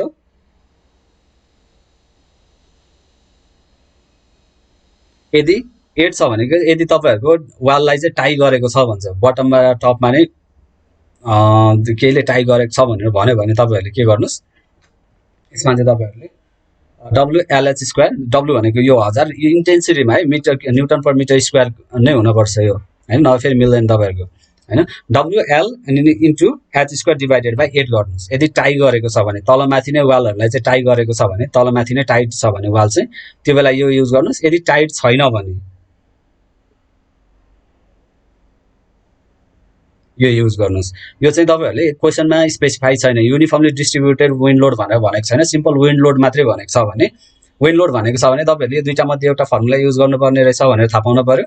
अनि यो फर्मुला युज गर्ने कि यो फर्मुला युज गर्ने भनेर थाहा पाउनको लागि चाहिँ अर्को क्राइटेरिया हुन्छ, वाललाई टाई गरेको छ कि छैन भनेर भनेको हुन्छ। यदि टाई गरेको छ भनेर स्पेसिफाई गर्यो भने यो फर्मुला युज गर्नुहोस्, केही पनि भनेको छैन यो फर्मुला युज गर्नुहोस्।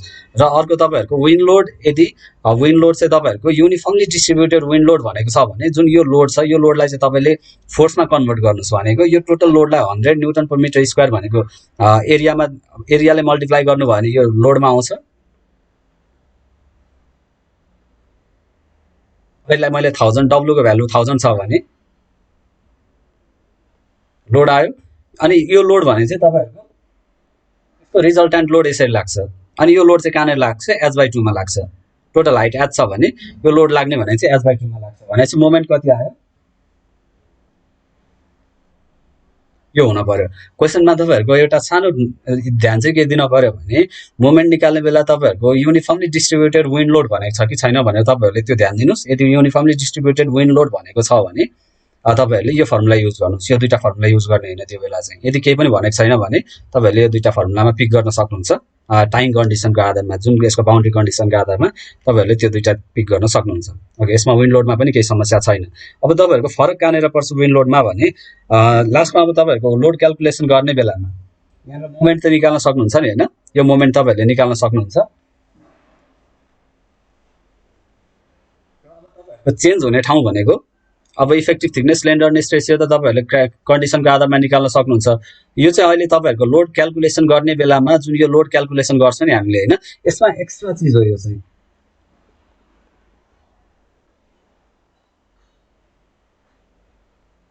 एक्स्ट्रा क्याल्कुलेसन भनेको के हुन्छ हाम्रो,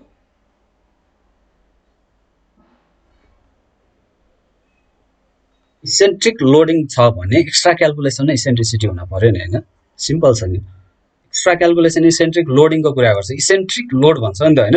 इसेन्ट्रिक लोड भनेपछि कन्सेन्ट्रिक लोड छ भने तपाईहरुको यदि इसेन्ट्रिक लोडिङ हैन भन्दा तपाईहरुले यतिमा काम सक्नुहुन्थ्यो। अब यसमा के भनेको छ, इसेन्ट्रिसिटी आउने भनेको इसेन्ट्रिसिटीले गर्दा इसेन्ट्रिक लोड दिन्छ भने चाहिँ फरक कहाँनेर पर्छ, लोडमै फरक पर्छ फेरि पनि। अब लोडमा फरक पर्छ भने त्यसपछि बाँकी केएस भ्यालु निकाल्न त अब केही पनि समस्या छैन है। केएस भ्यालु अब अगाडिको केस भन्दा फरक पर्दैन। केएसको भ्यालु वालमा जुन जुन कन्डिसन दिएको छ त्यही कन्डिसन राख्नुस्, त्यहाँबाट गर्नुस्, केएसमा कुनै पनि समस्या छैन। अब चाहिँ फरक कहाँनेर पर्छ, इसेन्ट्रिक लोडिङ छ भने अगाडिको केसलाई मैले भन्दिनँ, वाल कन्डिसन जस्तो छ तपाईहरुले निकाल्न सक्नुहुन्छ। दुईतिर टाइट छ भने दुईतिर पाएर राखेको छ अनि त्यो अनुसार निकाल्न सक्नुहुन्छ। सबै क्राइटेरियाहरु मैले पहिले भनिसकेको छ। यदि इसेन्ट्रिक लोडिङ छ भने अब हाम्रो एक्स्ट्रा भनेको लोड क्याल्कुलेसनमा इसेन्ट्रिसिटी एक्स्ट्रा क्याल्कुलेसन गर्न पर्छ। इसेन्ट्रिसिटी निकाल्ने भनेको M/W हुन्छ। यो इसेन्ट्रिसिटी चाहिँ तपाईहरुले यसमा निकाल्न पर्यो। यदि नर्मल तपाईहरुको भर्टिकल लोडको कारणले गर्दा छ भने यो युज गर्नुहुन्थ्यो। अब विन्ड लोड थियो भने तपाईहरुले यो युज नगरेर के गर्नुहुन्छ, W * E भनेको के हो, W * E भनेको वेट इन्टु लेबर आर्म भनेको मोमेन्ट नै हो नि हैन, मोमेन्टै हो। यहाँ अघि हामीले निकालेको मोमेन्ट विन्ड लोडको आधारमा मोमेन्ट र तपाईहरुको लोड हेर्नुस्,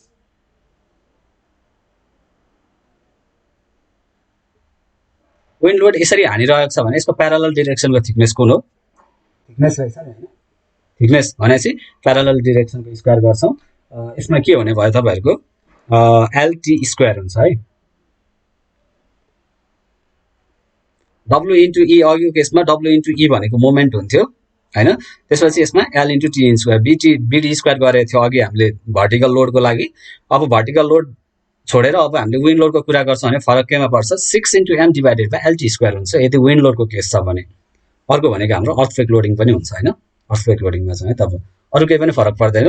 यसमा चेन्ज हुने भनेको यति नै हो, जुन एक्चुअल स्ट्रेस हुन्छ त्यसमा यो इसेन्ट्रिसिटीको कारणले गर्दा एक्स्ट्रा स्ट्रेस आउँछ र त्यो तपाईहरुले इसेन्ट्रिसिटीको भ्यालु निकालिसकेपछि E/T युज गरेर यसको भ्यालु त फेरि पनि निकाल्न सक्नुहुन्छ नि हैन, त्यो त भनि राख्नु पर्दैन, सबै सिमिलर चीज नै भइहाल्यो। अर्को मैले तपाईहरुलाई अर्थक्वेक लोडिङको कुरा पनि पढाएको थिएँ हैन, अर्थक्वेक लोडिङ।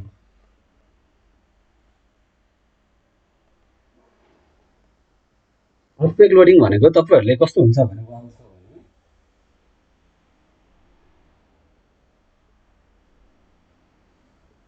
यस्तो खालको वाल छ भने विन्ड लोडले ठुलो एरियामा हिर्काउँछ भने अर्थक्वेक चाहिँ हाम्रो यो फेसमा हिर्काउँछ। यो चाहिँ कहिले पनि नबिर्सिनुस् है। अर्थक्वेकलाई हामीले सियर डिजाइन गर्छौं, फ्लेक्चर डिजाइन गर्दैनौं। अर्थक्वेकको लोडलाई सधैँ हामीले सियर डिजाइन गर्छौं भनेपछि जुन लेन्थतिर हिर्काउँछ, विन्डले थिकनेसतिर हिर्काउँछ, थिकनेसलाई बेन्ड गर्न खोज्छ, विन्डले साइडबाट पुश गर्न खोज्छ भनेपछि सियर हुन खोज्छ त्यसमा हैन, सियर फेलर हुन सक्छ। यसमा चाहिँ अब वालहरु फेल भयो भने बिचबाट वालहरु स्लाइड भएर चिप्लिन सक्ने केसेसहरु त्यस्तो आउन सक्छ हैन। भनेपछि यसमा फरक के पर्ने रहेछ, तपाईहरुको जुन यो लोड छ नि हैन, अर्थक्वेक लोडिङलाई त सजिलो छ, तपाईहरुको अहिलेको विन्ड लोडलाई जस्तो एक्स्ट्रा मोमेन्ट सम्झिन पर्दैन। त्यहाँनिर जुन युनिफर्मली डिस्ट्रिब्युटेड लोड थियो नि हैन, अब तपाईहरुको अर्थक्वेक लोडिङमा फरक के पर्छ भने तपाईहरुलाई 0.1 G अथवा कति G को तपाईहरुको इन्टेन्सिटी दिएको हुन्छ। त्यो इन्टेन्सिटी दिएको हुन्छ भने तपाईहरुको यो इन्टेन्सिटीको आधारमा यो फोर्स निकाल्न सक्नुहुन्छ। यो फोर्स कति हुन्छ भनेर निकाल्न पर्यो भने सरी F = MA हुन्छ। यो भनेको इन्टेन्सिटी हो नि हैन, 0.1 इन्टु एक्सेलरेसन हो नि हैन, G भनेको इन टर्म्स अफ एक्सेलरेसन हो भने चाहिँ यो ओभरअल एक्सेलरेसन नै हो भने चाहिँ 0.1 G हुने भयो। फेरि mg भनेको वेट नै हो नि हैन, टोटल तपाईहरुको स्ट्रक्चरको वेट जति आउँछ, यहाँनेर आउने तपाईको बेसमा बटममा आउने टोटल वेट जति हुन्छ त्यो वेटको 0.1 टाइम्स भन्न खोजेको त्यसले हैन। यो फोर्स भयो नि हैन, यो फोर्स कहाँबाट लाग्छ फेरि, यो टोटल हाइट h छ भने h/2 मै लाग्छ फेरि यो फोर्स भनेको यो तपाईँहरूको जुन यो फोर्स छ यो फोर्स भनेको h/2 हाइटमा लाग्छ यो हाइटमा लाग्छ भने तपाईँहरूको मोमेन्ट कति हुने भयो PS/2 हुने भयो मोमेन्टको भ्यालु त्यही हो तर तपाईँहरूको हेर्नुहोस् त अघि यतापट्टिबाट हान्दा थिकनेसको स्क्वायर थियो भने अब यतापट्टिबाट हान्दा लेन्थको स्क्वायर हुनु पर्यो यति नै हो फरक यदि तपाईँहरूको क्वेसनमा अर्थक्वेक लोडिङ दिएको छ भने तपाईँहरूको लोड क्याल्कुलेसनमै मात्रै हो विन्ड लोड हेर्नुहोस् है एउटा तपाईँहरूले यसमा कहाँनिर चेन्ज गर्ने होला भन्ने कन्फ्युजन हुनसक्छ होइन विन्ड लोड लोड भनेपछि विन्ड लोड एड गरेको भनेपछि लोड नै एड गर्नु पर्यो इसेन्ट्रिक लोड जुन स्ल्याबबाट आउने इसेन्ट्रिक लोड यहाँनिर थप्नु पर्यो अर्थक्वेक लोड यहाँनिर थप्नु पर्यो भनेपछि लोडिङको कुरा यहाँनिर आइहाल्छ प्लस यसमा जुन यसमा मोमेन्ट आइसकेपछि इसेन्ट्रिसिटी 100% आउँछ तपाईँहरूको नो डाउट है इसेन्ट्रिक जुन चिजमा तपाईँहरूको मोमेन्ट आउँछ अथवा जुन चिजमा तपाईँहरूको इसेन्ट्रिसिटी आउँछ त्यसमा मोमेन्ट आइहाल्छ मोमेन्ट छ भने इसेन्ट्रिसिटी आउँछ इसेन्ट्रिसिटी छ भने मोमेन्ट आउँछ भनेपछि इसेन्ट्रिक छ भने यहाँनिर तपाईँहरूले इसेन्ट्रिसिटी तपाईँहरूलाई डाइरेक्ट गिभन छ भने 6WE/BD² जुन फर्मुला थियो त्यहाँबाट गर्न सक्नुहुन्छ तपाईँहरूलाई इसेन्ट्रिसिटी गिभन छैन इसेन्ट्रिसिटी चाहिँ तपाईँहरूले निकाल्नु पर्ने छ तर लोडिङ इसेन्ट्रिसिटी कुन कारणले दिन्छ कुन लोडको कारणले चाहिँ तपाईँहरूको इसेन्ट्रिसिटी आउँछ भनेर फाइन्ड गर्नु पर्यो भने त्यो इसेन्ट्रिसिटीलाई तपाईँहरूले मोमेन्ट निकाल्न सक्नुहुन्छ मोमेन्ट निकालिसकेपछि फेरि यहाँनिर राख्न सक्नुहुन्छ र तपाईँहरूको जुन इसेन्ट्रिसिटी निकाल्दै हुनुहुन्छ E/T भ्यालु निकालेर फेरि तपाईँहरूले केएसको भ्यालु त निकाल्न सक्नुहुन्छ भनेपछि त्यस्तो चेन्जेसहरू कहीँ पनि छैन सोलुसन प्रोसिड्युरहरू सेम छ थिकनेस केएसको भ्यालु निकाल्ने बेला तपाईँहरू अलर्ट हुनु पर्यो केएसको भ्यालु निकाल्ने बेलामा तपाईँहरूलाई स्लेन्डरनेस रेसियो र E/T भ्यालु चाहिन्छ स्लेन्डरनेस रेसियो निकाल्ने बेला तपाईँहरूलाई टी इफेक्टिभ चाहिन्छ टी इफेक्टिभमा के छ केसेसहरू त्यो सम्झिनुहोस् कुन केस चाहिँ तपाईँहरूलाई फिट हुन्छ त्यसको आधारमा तपाईँहरूले स्लेन्डरनेस रेसियो निकाल्नुहोस् अर्को E/T चाहियो E/T को भ्यालु निकाल्न तपाईँहरूले मोमेन्ट निकाल्नु पर्यो अनि टी त तपाईँहरूको वालको थिकनेस छँदैछ भनेपछि त्यहाँबाट तपाईँहरूले निकाल्न सक्नुहुन्छ र अब अर्थक्वेक लोड भनेर भनेको छ भने लोडले लोड त थप्न पर्यो नि होइन एक्चुअल स्ट्रेस यति मात्रै हुँदैन कि यसले एउटा लोड पनि थप्छ भनेपछि तपाईँहरूको जुन यो लोडिङको कुराहरू छ यो सबै कुराहरू भनेको यस्तै कुराहरू नै हुन् यसमा तपाईँहरू त्यसरी झुक्किराख्न पर्दैन है यसमा तपाईँहरूलाई त्यस्तो समस्या छैन भनेपछि अब तपाईँहरूले जस्तो सुकै क्वेसनहरू दिए पनि गर्न सक्नुहुन्छ म तपाईँहरूलाई थोरै ओल्ड क्वेसनमा लिएर जान्छु ओल्ड क्वेसनहरू थोरै हेरौँ ओल्ड क्वेसनले कस्तो डाटाहरू चाहिँ मागिरहेको छ भनेर होइन ओल्ड क्वेसन हामीले यो भन्दा बाहिरको छ कि यही भित्र नै छ होइन यसमा हेर्नुहुन्छ भने मैले यसैमा मैले बनाउँछु है त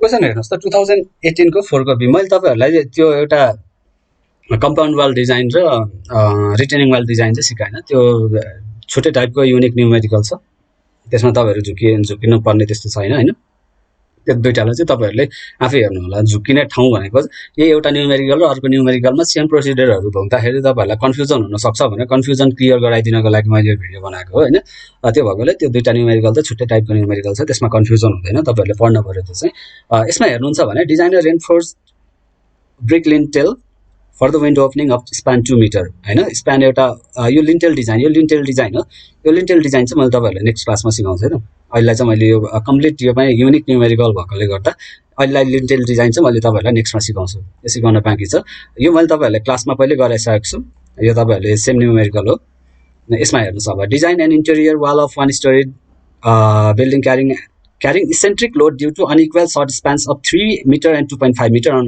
either side of the wall भनेर भनेको छ बुझ्नुहुन्छ एकतिर 3 मिटर अर्कोतिर कति 2.5 मिटर भनेपछि यसले इसेन्ट्रिक लोड दियो use length of wall as 4 meter the height of story is 3 meter and load on roof is 10 kilonewton per meter भनेपछि यसले के दियो तपाईहरुको सिम्पल यसमा मैले तपाईहरुलाई यहाँनिर बनाउँछु सरी एउटा वाल छ तपाईहरुको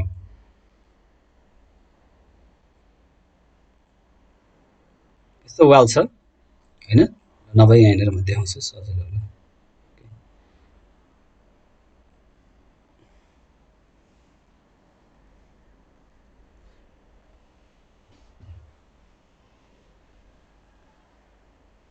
के फरक पर्छ भने तपाईहरुको एउटा वाल छ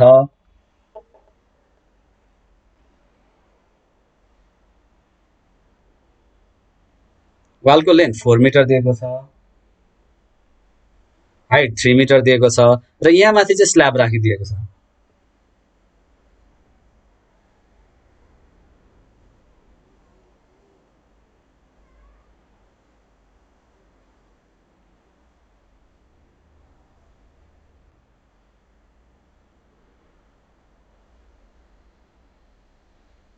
यसरी स्ल्याब माथिपट्टिबाट राखिदिएको छ हैन। अब यो स्ल्याबको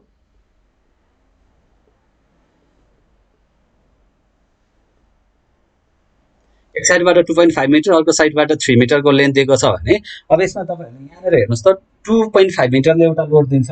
यसलाई मैले अलिकति इन्लार्ज गरेर यहाँनेर बनाए। यस्तो छ यहाँ तलपट्टिको यो स्ट्रेट लाइनलाई मैले अलिक ठुलो बनाए। यता सेन्टर लाइन यहाँनेर होला। सेन्टर लाइन भन्दा लेफ्टपट्टिको लोड सेन्टर लाइनको पनि सेन्टरमा सेन्टर लाइन भयो। यो टोटल वाल भयो। वालको आधाको पनि आधामा यतापट्टि एउटा लोड आउँछ। 2.5 को ले दिने लोड कति आउँछ त्यो राख्न सक्नुहुन्छ। अनि यतापट्टिको यो वालको आधाको पनि आधामा W2 W1 र W2 त यतापट्टिको स्ल्याबको विड्थहरु फरक भएकोले गर्दा W1 र W2 को भ्यालु फरक पर्छ भने चाहिँ यसले यहाँ सर्टेन मोमेन्ट जेनेरेट गर्छ। यो मोमेन्टको आधारमा तपाईले इसेन्ट्रिसिटी निकाल्न सक्नुहुन्छ। टोटल वेट भने W1 + W2 भयो। m/w गरेर निकाल्न सक्नुहुन्छ। इसेन्ट्रिसिटी निकाल्नु भयो। इसेन्ट्रिसिटी निकालिसकेपछि तपाईहरुको E/T निकाल्न सक्नुहुन्छ। त्यहाँबाट KS को भ्यालु आयो र इसेन्ट्रिसिटी आइसकेपछि हाम्रो स्ट्रेसमा पनि फरक पर्ने भएकोले गर्दाखेरि चाहिँ तपाईहरुले के गर्न सक्नुहुन्छ 6WE/BD² हैन। B भनेको तपाईहरुको यसको एउटा जुन यसको टोटल यसको लेन्थको र इन्टु D भनेको यसको डेप्थको स्क्वायर गर्न सक्नुहुन्छ तपाईहरुले। त्यहाँबाट तपाईहरुले BD² गरेर त्यसरी तपाईहरुको भ्यालु जुन छ त्यो भ्यालु निकाल्न सक्नुहुन्छ। यसमा कुनै समस्या छैन। सेम टाइपको क्वेशन हो हामीले गरिसकेका छौं पहिले। कम्पाउन्ड वालको न्युमेरिकल मैले पहिले तपाईहरुले राम्रोसँग इन डेप्थ डिटेलमा गराएको छु। यो छुटे टाइपको न्युमेरिकल छ तपाईहरुले हेर्नु होला। सेम न्युमेरिकल छ। यसमा जाउँ त्यसपछि design an exterior wall of workshop building 3.6 meter height carrying steel truss at top at 0.5 meter spacing. The wall is securely यो हेर्नुस् है तपाईहरुले यहाँनेर के भनेको छ अघि मैले वाल टाई गरेको छ कि छैन भनेर हेर्ने कुराहरु भनेको यिनीहरु नै हुनु भनेर मैले भनेको थिए हैन। यसमा हेर्नुस् त design an exterior wall of workshop building 3.6 metre height carrying steel truss at top 4.5 metre spacing 4.5 metre स्पेसिङमा तपाईहरुले स्टिल ट्रस दिएको छ रुफमा हैन। अनि र यो टाई गरेको छ भने टाई गरेको केसमा तपाईहरुले हेर्न सक्नुहुन्छ कोडमा दिएको छ। यदि त्यस्तो खालको टाइट केस छ भने तपाईहरुको के हुन्छ भनेर टेबल 5 मा हो कि कतिमा दिएको छ मैले त्यो तपाईहरुको न्युमेरिकलमा हेर्नु होला। त्यो न्युमेरिकलमा मैले भनेको छु तपाईहरुलाई। र अब यसमा हामीले गर्ने कुरा चाहिँ क्वेशनले के भन्न खोजेको भन्ने कुरा म थोरै तपाईहरुलाई यसमा दिन्छु। यसमा मैले वाललाई एलिभेसनमा बनाउँछु। अब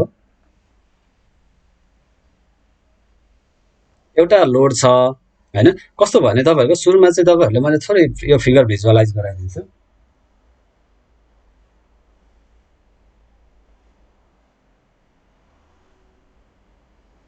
यस्तो खालको ट्रस रुफहरु छ भने हामीले सर्टेन स्पेसिङमा यसरी उहरु राख्छौं हैन। ट्रसहरु हामीले यसरी राखिरहेको हुन्छ भनेको यो ट्रसहरु राख्दाखेरि तपाईहरुको यो ट्रस टु एउटा ट्रस र अर्को ट्रसको बीचको स्पेसिङ भनेको चाहिँ 4.5 मिटर हो। र तपाईले चाहिँ के गर्नुपर्ने छ भने यो 4.5 मिटर भयो हैन। तपाईले डिजाइन गर्ने बेला चाहिँ क्वेशनले के भनेको छ भने concentrated load reaction from the roof truss भनेको चाहिँ यदि सेन्टर अफ वालमा जुन यो छ सेन्टर अफ वालमा एक्ट गर्छ भनेको छ। तपाईले डिजाइन गर्ने वालको जुन यो ट्रसबाट आउने लोड छ यहाँबाट ट्रसले त वालमा त ट्रान्सफर गर्छ नि यो लोड हैन। यो लोड चाहिँ तपाईहरुको एउटा वाल डिजाइन गर्नुपर्ने छ। यो वाल डिजाइन गर्नुपर्ने वालको चाहिँ सेन्टरमा पर्छ भने चाहिँ तपाईहरुले डिजाइन गर्ने वाल त यो भयो नि अब हैन। भनेपछि अब यो वाललाई चाहिँ तपाईले यसलाई मैले यसरी बनाउँछु।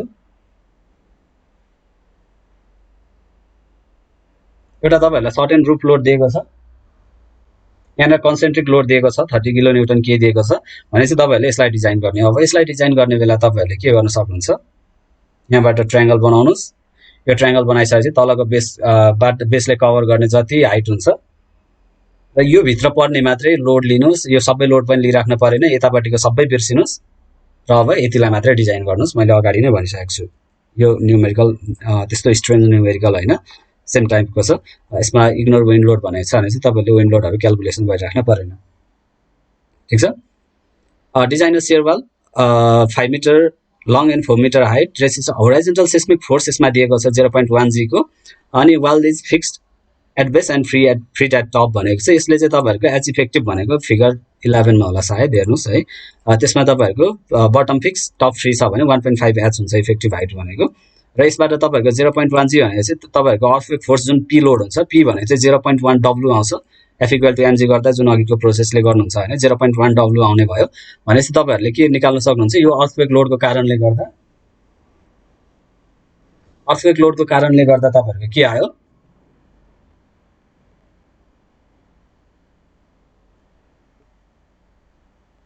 0.1 डब्ल्यू जुन लोड छ त्यो लोड चाहिँ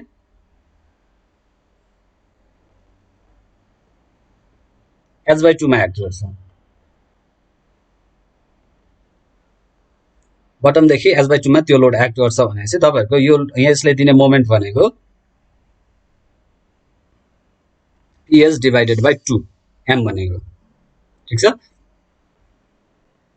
मोमेन्ट भनेको PS डिवाइडेड बाइ 2, त्यो मोमेन्ट आइसकेपछि तपाईहरुको इसेन्ट्रिसिटी आयो, इसेन्ट्रिसिटी आएपछि तपाईले E बाइ T अर्थक्वेक लोडलाई चाहिँ T राख्न पाइदैन, अर्थक्वेक लोडमा चाहिँ तपाईले यहाँ L राख्नुपर्छ, यो चाहिँ नबिर्सिनुस् तपाईहरुले, अर्थक्वेक लोडमा चाहिँ E बाइ T निकाल्ने हैन, E बाइ L निकाल्न पर्छ, E बाइ L निकाल्न सक्नुहुन्छ, E बाइ L निकालेपछि टेबल लाइनबाट केएस आयो र इसेन्ट्रिसिटी आइसकेको छ भने इसेन्ट्रिसिटी अथवा मोमेन्ट आएको छ भने मोमेन्टले लोडमा पनि फरक पार्छ, यहाँ पनि चेन्ज गर्न पर्यो, यो दुई ठाउँमा हाम्रो ध्यान दिन पर्यो हैन, लोडमा पनि थपिने भयो, केएस भ्यालु त यसै फरक परिहाल्छ इसेन्ट्रिसिटी आउने बित्तिकै, भनेपछि यसमा पनि कुनै प्रब्लम छैन। Next question, compound wall design गर्ने मैले क्लासमा सिकाइसकेको छ, कम्पाउन्ड वाल तपाईहरुले क्लासको भिडियो रेफर गर्नु होला, एउटा टाइपको न्युमेरिकल हेरे पुग्छ तपाईहरुलाई। त्यसपछि यो क्वेशनमा हेरौँ फेरि, design an exterior wall of workshop building 3.75 metre high, 3.75 meter high carrying a steel truss at top 2.5 meter spacing, same अघिको क्वेशन छ, स्पेसिङ अघि 2.5 4.5 थियो होला, यसमा 4.25 छ। The wall is securely tied at the roof and floor levels, concentrated reaction from the roof truss is 55 kilo newton, अघिकोमा 30 थियो, यहाँ 55 छ। At centre of the wall भनेपछि तपाईहरुले सेन्टर वालको सेन्टरबाट डिजाइन गर्न पर्यो हैन, अनि त्यहाँबाट तपाईहरुको जति एरिया चाहिँ कभर गर्छ ट्रायंगलले त्यो एरियालाई तपाईहरुले दिन सक्नुहुन्छ, माथि क्वेशनमा क्वेशन सेम हो, डाटा मात्रै फरक छ। Next question, design an exterior wall of single storey warehouse of 3.5 metre height, एउटा तपाईहरुको एक्सटेरियर वाल डिजाइन गर्न पर्ने छ जुन चाहिँ 3.5 मिटर हाइटको छ।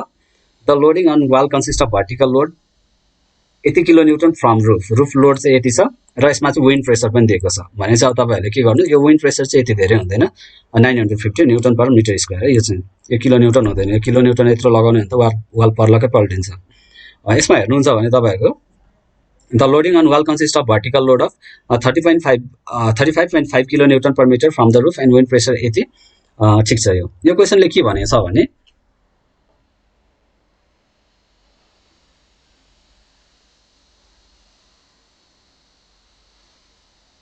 यस्तो खालको वाल छ, यो वालमा चाहिँ स्टोरी हाइट 3.5 मिटर छ, 35.5 किलो न्युटन पर मिटरको यहाँ युडिएल रूफबाट लाग्ने लोड चाहिँ यसरी लागिरहेको छ, यो चाहिँ मिटरको। त्यसपछि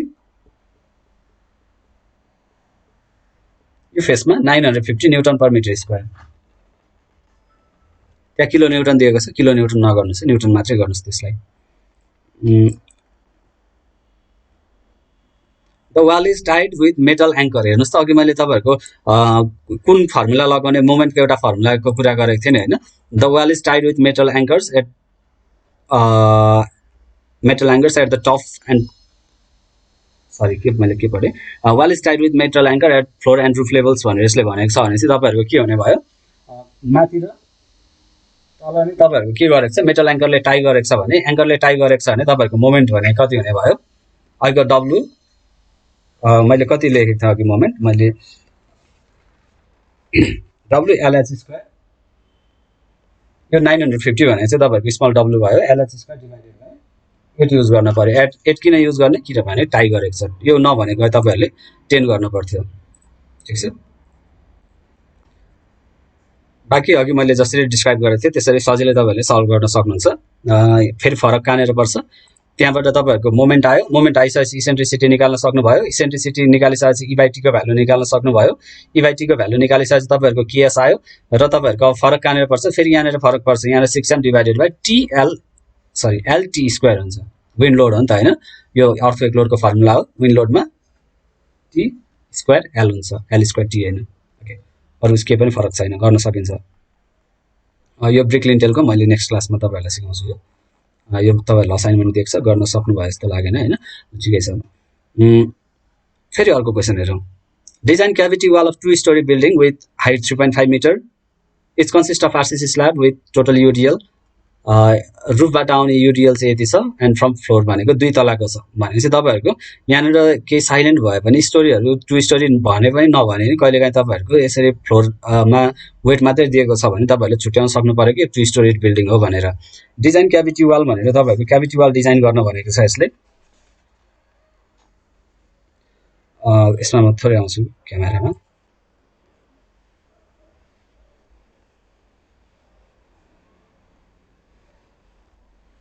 क्याभिटी वाल डिजाइन गर्नु भनेको छ।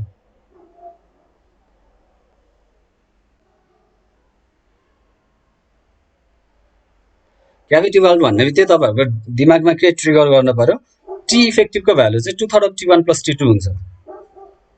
यसको थिकनेस एउटा होला, यसको थिकनेस एउटा होला, तपाईहरुले एजुम गर्नुस्, यदि थिकनेस गिभन छैन भने 230 200 कतै एजुम गर्नुहुन्छ, गर्नुस्। T1 + T2 को भ्यालु आउँछ, 2/3 of T1 + T2 निकालेर T इफेक्टिभ निकाल्न सक्नुहुन्छ।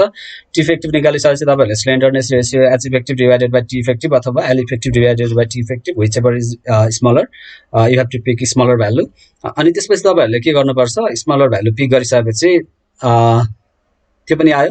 अनि तपाईहरुको अब यहाँनिर इसेन्ट्रिक लोडिङको कुरा गरेको छ कि छैन त्यो पनि ध्यान दिन पर्यो हैन। यसले इसेन्ट्रिक लोडिङको कुरा गरेको छैन, 2 तला मात्रै छ। यो फ्लोर लेभलमा यहाँनिर एउटा छ, यहाँनिर एउटा छ र यसको यतापट्टि भित्रपट्टि यसरी वाल गइरहेको छ, यहाँनिर पनि एउटा फ्लोर लेभल छ हैन। यो फ्लोर लेभलमा तपाईहरुको यहाँ यसलाई तपाईहरुको इफेक्टिभ थिकनेस निकालिसकेपछि भनेको जुन इफेक्टिभ थिकनेस निकाल्नुहुन्छ नि हैन, त्यो इफेक्टिभ थिकनेस निकालिसकेपछि भनेको तपाईहरुले इफेक्टिभ थिकनेस बराबरको एउटा सिंगल वाल एजुम गर्न सक्नुहुन्छ।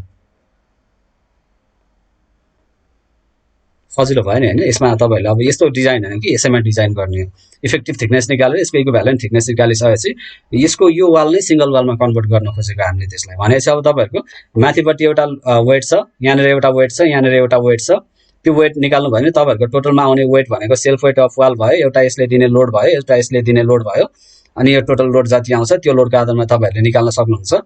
स्ट्रेस भनेको यसमा इसेन्ट्रिक लोडिङ छैन, यो अगाडिको मात्रै हुने भयो, सकिन्छ हैन गर्न, के पनि फरक परेन। Okay, next question. Design interior wall, a solid wall of single story building carrying eccentric load due to unequal span of 4 meter and 3.5 meter on either side. Story height is 3 meter and intensity of loading from RCC roof is यति भनेर भनेको छैन। अहिलेको भन्दा data भन्दा केही पनि फरक छैन यो क्वेशनमा।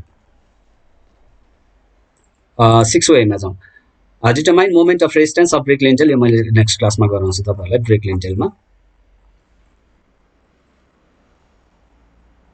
Now next question is यहाँनिर छ design an interior wall of 2-story wall carrying concrete slab with a story height of 3.15 meter हैन। यसमा तपाईहरुको हेर्नुहुन्छ भने 3.15 मिटर चाहिँ स्टोरी हाइट दिएको छ। The wall is stiffen by 230 mm thick intersecting walls at 4 meter center to center भनेको दुईटा वालहरुले चाहिँ के गरे यसलाई स्टिफन गरे। स्टिफन गर्ने भनेको दुईटा वालहरुको बीचमा यो वाल छ है भनेर भनेको है। यसमा चाहिँ तपाईहरु नझुक्किनु होला, दुईटा वाल छ, दुईटा वालको बीचमा चाहिँ यो वाल परिरहेको छ भन्न खोजेको कस्तो भयो भने म फेरि तपाईहरुको क्यामेरामा आउँछु।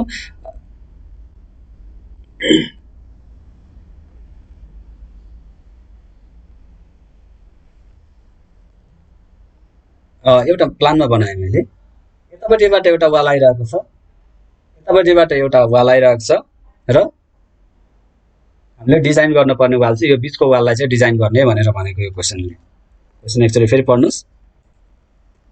Design an interior wall of 2-story wall carrying concrete slab with story height of 3.15 meter, यो त वालको हाइट भइहाल्यो। The wall is stiffen by 230 mm thick intersecting walls at 4 meter center to center spacing भनेको जुन यो तपाईहरुको यो wall छ, यो वाल चाहिँ 4 मिटर सेन्टर टु सेन्टर स्पेसिङमा, यसको सेन्टरदेखि यसको सेन्टरको बीचमा चाहिँ 4 मिटर स्पेसिङ 4 मिटर स्पेसिङ भयो। त्यसपछि यसको अब तपाईँहरूको दुईपट्टि अब टाई पाएर राखे जस्तो भयो नि, दुईतिर सपोर्ट दिने भनेको तपाईँहरूको पायर कन्डिसनमा जान पर्यो। यसमा तपाईँहरूले जुन त्यो कोफिसिएन्ट निकाल्न पर्छ, स्टिफनिङ कोफिसिएन्ट निकालेर स्टिफन छ भने वाल स्टिफन हुने भनेको दुईतिर तपाईँहरूको कुनै पनि सपोर्टहरू राखेर बिचमा वाल बनाउने होइन, त्यस्तो वाललाई चाहिँ हामीले स्टिफन वाल भन्छौँ। त्यो बेला तपाईँहरूको यदि वाल स्टिफन गरेको छ भने स्टिफनिङ कोफिसिएन्ट निकाल्ने र यो वालको थिकनेसले तपाईँहरूले मल्टिप्लाई गर्नु भने त्यसको इफेक्टिभ थिकनेस आयो। अनि यदि तपाईँहरूको यो वाल चाहिँ कन्टिन्युअस वाल भएको कारणले गर्दाखेरि दुईतिर तपाईँहरूको यस्तो छ भने एल इफेक्टिभ कति हुन्छ भनेर तपाईँहरूको इफेक्टिभ लेन्थको टेबल छ, त्यो टेबलबाट तपाईँहरूले निकाल्न सक्नुहुन्छ। प्रोभाब्ली टेबल 4-5 कतिमा चाहिँ हेर्नु होला होइन, इफेक्टिभ लेन्थ त्यहाँबाट आउँछ। एच इफेक्टिभ तपाईँहरूले निकाल्न सक्नुहुन्छ, कुनै समस्या छैन। भनेपछि क्वेसन बुझ्नुभयो होइन। यो बिचको वाल मात्रै डिजाइन गर्ने हो, बिचको वालमा चाहिँ दुईतिर वालले सपोर्ट गरेको, अघि पायरले सपोर्ट गरेको थियो, अब वालले सपोर्ट गरेको छ। इफेक्टिभ थिकनेस निकाल्ने तरिका त्यही नै हो, तर यसमा एल इफेक्टिभ चाहिँ दुईतिर तपाईँहरूको कन्टिन्युअस वाल हुँदाखेरि कति हुन्छ भनेर जुन तपाईँहरूको स्लेन्डरनेस रेसियो निकाल्ने बेलामा चाहिँ H effective divided by T effective अथवा L effective divided by T effective गर्नुहुन्छ नि होइन, त्यो बेला फरक पर्न सक्छ। यस्तो तपाईँहरूको एउटा कुनै वाल डिजाइन गर्नुपर्ने छ, यो दुईतिर इन भएको छ कि कन्टिन्युअस छ कि, यो वालको कन्डिसनको आधारमा तपाईँहरूको इफेक्टिभ लेन्थ चाहिँ तपाईँहरूले निकाल्न सक्नुहुन्छ। यो हेर्नुहोस् तपाईँहरूले, अथवा यो तलको टेबलहरू तपाईँहरूले युज गर्न सक्नुहुन्छ। यो टेबल माथि दिएको होला, यो टेबलहरू तपाईँहरूले इफेक्टिभ लेन्थको टेबलहरू यहाँनिर छ, कुन क्राइटेरिया फिट हुन्छ त्यसको आधारमा तपाईँहरूले यसबाट हेर्न सक्नुहुन्छ। इफेक्टिभ यसमा पनि कुनै समस्या छैन। स्लेन्डरनेस रेसियो आयो, स्लेन्डरनेस रेसियो आइसकेपछि यसमा इसेन्ट्रिक लोडिङको कुरा गरेको छैन, इसेन्ट्रिक लोडिङको कुरा गरेको छैन भने तपाईँहरूले गर्न सक्नुहुन्छ सजिलै। फेरि क्वेसनको लास्टमा पढौँ। Also the wall has door opening, यहाँनिर ओपनिङ पनि दियो है। ओपनिङ साइज चाहिँ यति दिएको छ 0.6 मिटर फ्रम एउटा साइड इनबाट, भनेपछि तपाईँहरूको एउटा इनबाट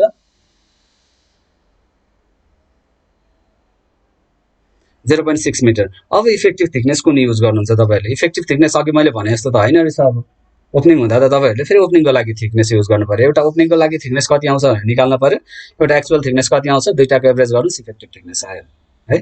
कन्फ्युजन नहोला।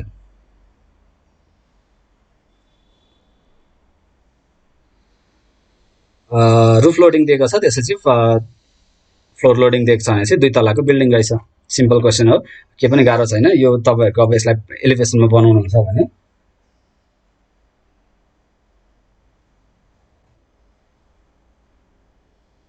यस्तो खालको दुईटा वाल दिएको छ, यतापट्टिबाट साइडबाट तपाईँहरूको कति स्पेसिङमा छ भनेर तपाईँहरूको 0.6 मिटर दिएको छ। टोटल वालको वेट निकाल्नुहोस्, एउटा यहाँनिरको रुफ लोड छ, त्यो लोड कति आउँछ, यो वालको लोड कति आउँछ निकाल्नुहोस्, र यसको चाहिँ यो ओपनिङको चाहिँ वो लोड चाहिँ तपाईँहरूले घटाउनु पर्ने हुन्छ। त्यसपछि फ्लोर लोड पनि छ, फ्लोर लोडलाई पनि एड गर्नु पर्यो। टोटल लोड तपाईँहरूको यो फेसमा कति आउँछ, यहाँनिर आउने टोटल लोडलाई चाहिँ तपाईँहरूले डिजाइन गर्न सक्नुहुन्छ। ओके, यो अगाडिको पार्ट मात्रै हुने भयो, सेन्ट्रिक लोडिङको कुरा गरेको छैन भनेपछि यतिले तपाईँहरूको न्युमेरिकल सल्भ हुन्छ। अब त्यसपछि अर्को क्वेसन छ हाम्रो,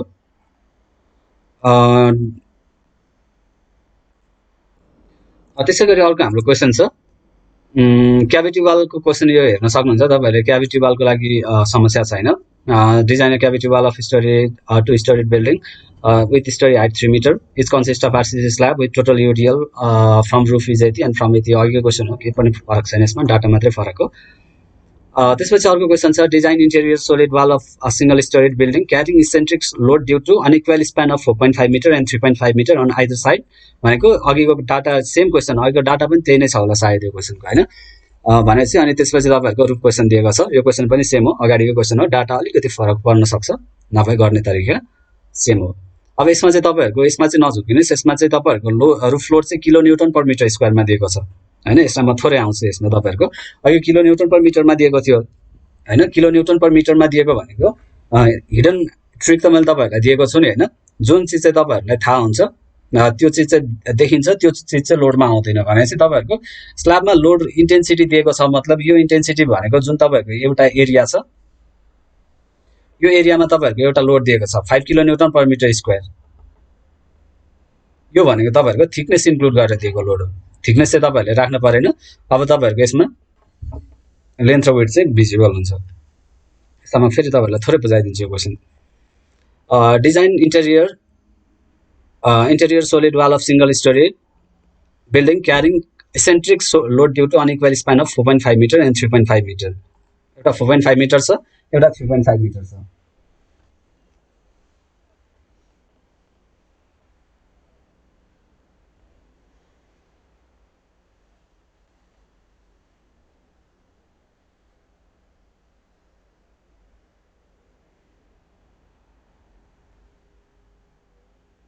एक साइडतिर 3.5 मिटर छ, अर्को साइडतिर 4.5 मिटर छ। अनि the storey height is 3 metre, storey height 3 metre दिएको छ।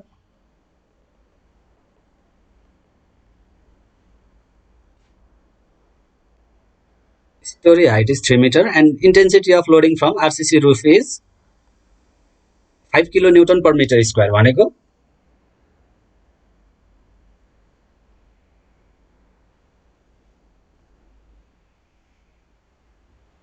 अब यो 5 kilo newton per metre square गर्दा छ नि तपाईहरुले यहाँनेर W1 यहाँनेर तपाईहरुको टोटल वेट निकाल्ने बेलामा तपाईहरुको यहाँनेर अहिले मैले यहाँनेर एजुम गर्छु हैन, यो W1 यता लेफ्टपट्टिको स्ल्याबको वेट यहाँनेर, राइटपट्टिको स्ल्याबको वेट यहाँनेर राख्छु भने यसलाई मैले यहाँनेर बनाउँछु।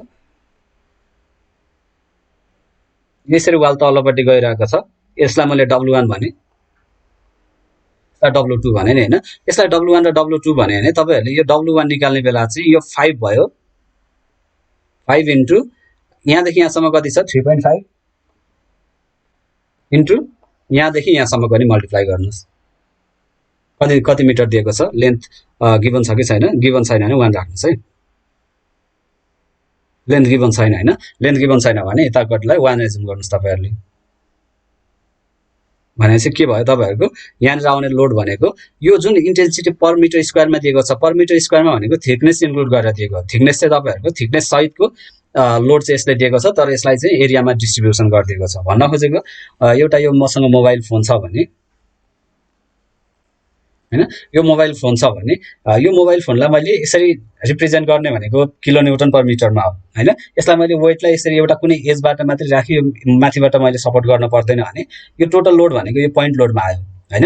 यसलाई लाइन लोड बनाउनु पर्यो भने यसरी लाइन लोड बनाएको, यसको सर्फेस लोड भनेको यसरी सर्फेसमा मात्रै राखेको हैन, भनेको यो थिकनेस चाहिँ हटाएर थिकनेसलाई मल्टिप्लाई गरेर यसको डेन्सिटी दिएको मात्रै हो। त्यसलाई मैले पहिले नै तपाईहरुले यो बुझाइसकेको थिएँ। यसको लोड चाहिँ यसरी निकाल्नुलाई यो W1 निकाल्ने बेला चाहिँ तपाईहरुले 3.5 इन्टु पछाडिको लेन्थ गर्न सक्नुहुन्छ अनि यतापट्टिको गर्न सक्नुहुन्छ हैन, तपाईहरुले केही पनि समस्या छैन।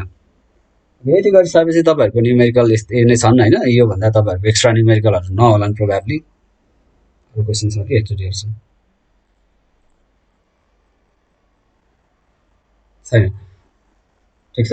भनेपछि तपाईहरुको मेसनरीको क्वेशनहरु भनेको जति पनि मैले अहिले भने तपाईहरुलाई जति पनि सर्ट ट्रिकहरु दिए, मैले जति पनि पढाएको छु त्यति टाइपको हो। यसमा तपाईहरुलाई मैले एउटा असाइनमेन्ट दिएको थिएँ लिन्टेलको चाहिँ, त्यो चाहिँ म तपाईहरुलाई फेरि यहाँनिर गराउँछु, तपाईहरुलाई यसको क्लास नै गराउँछु। मैले त्यो क्लासमा नगराएको भएकोले गर्दा त्यो अहिले मैले भनेन कसरी गर्दा फेरि मैले अगाडि गराएको छैन, एकैचोटि यहाँ गराएँ भने कहाँबाट आयो भन्ने कन्फ्युजन हुन सक्छ हैन।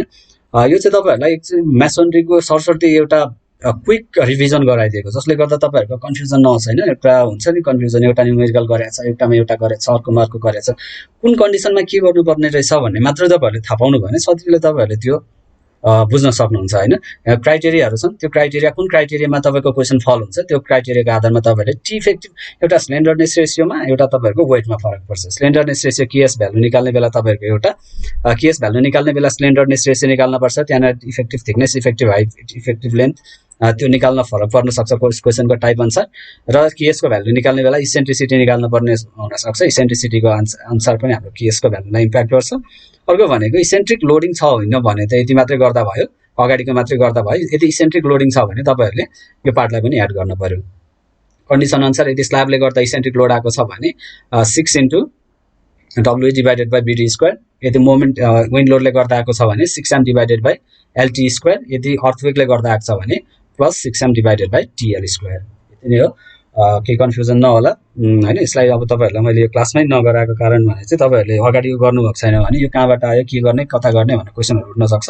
हामी त्यसैमा हेर्छौं, क्विक रिभिजन नहुन सक्छ हैन। त्यो भएकोले गर्दा चाहिँ तपाईहरुले यो भिडियो बनाइदिएको मैले यो भिडियो हेर्नुस्। तपाईहरुलाई यदि ट्युटोरियल तपाईहरुले आफैले सल्भ गर्नु भएको छ, जुन मैले तपाईहरुलाई प्रोभाइड गरेको ट्युटोरियल छ, त्यो ट्युटोरियल तपाईहरुले आफैले सल्भ गर्नु भएको छ भने यो तपाईहरुलाई एकदमै सजिलो गराउँछ। एकदम क्विक प्रिपरेसनलाई तपाईहरुलाई एकदमै हेल्प गर्छ यो भिडियोले है। यति नै हो। नेक्स्ट भिडियोमा मैले तपाईहरुलाई उसको के अरे लिन्टेल डिजाइन सिकाउँछु। आज चाहिँ मैले यति नै गरे है त।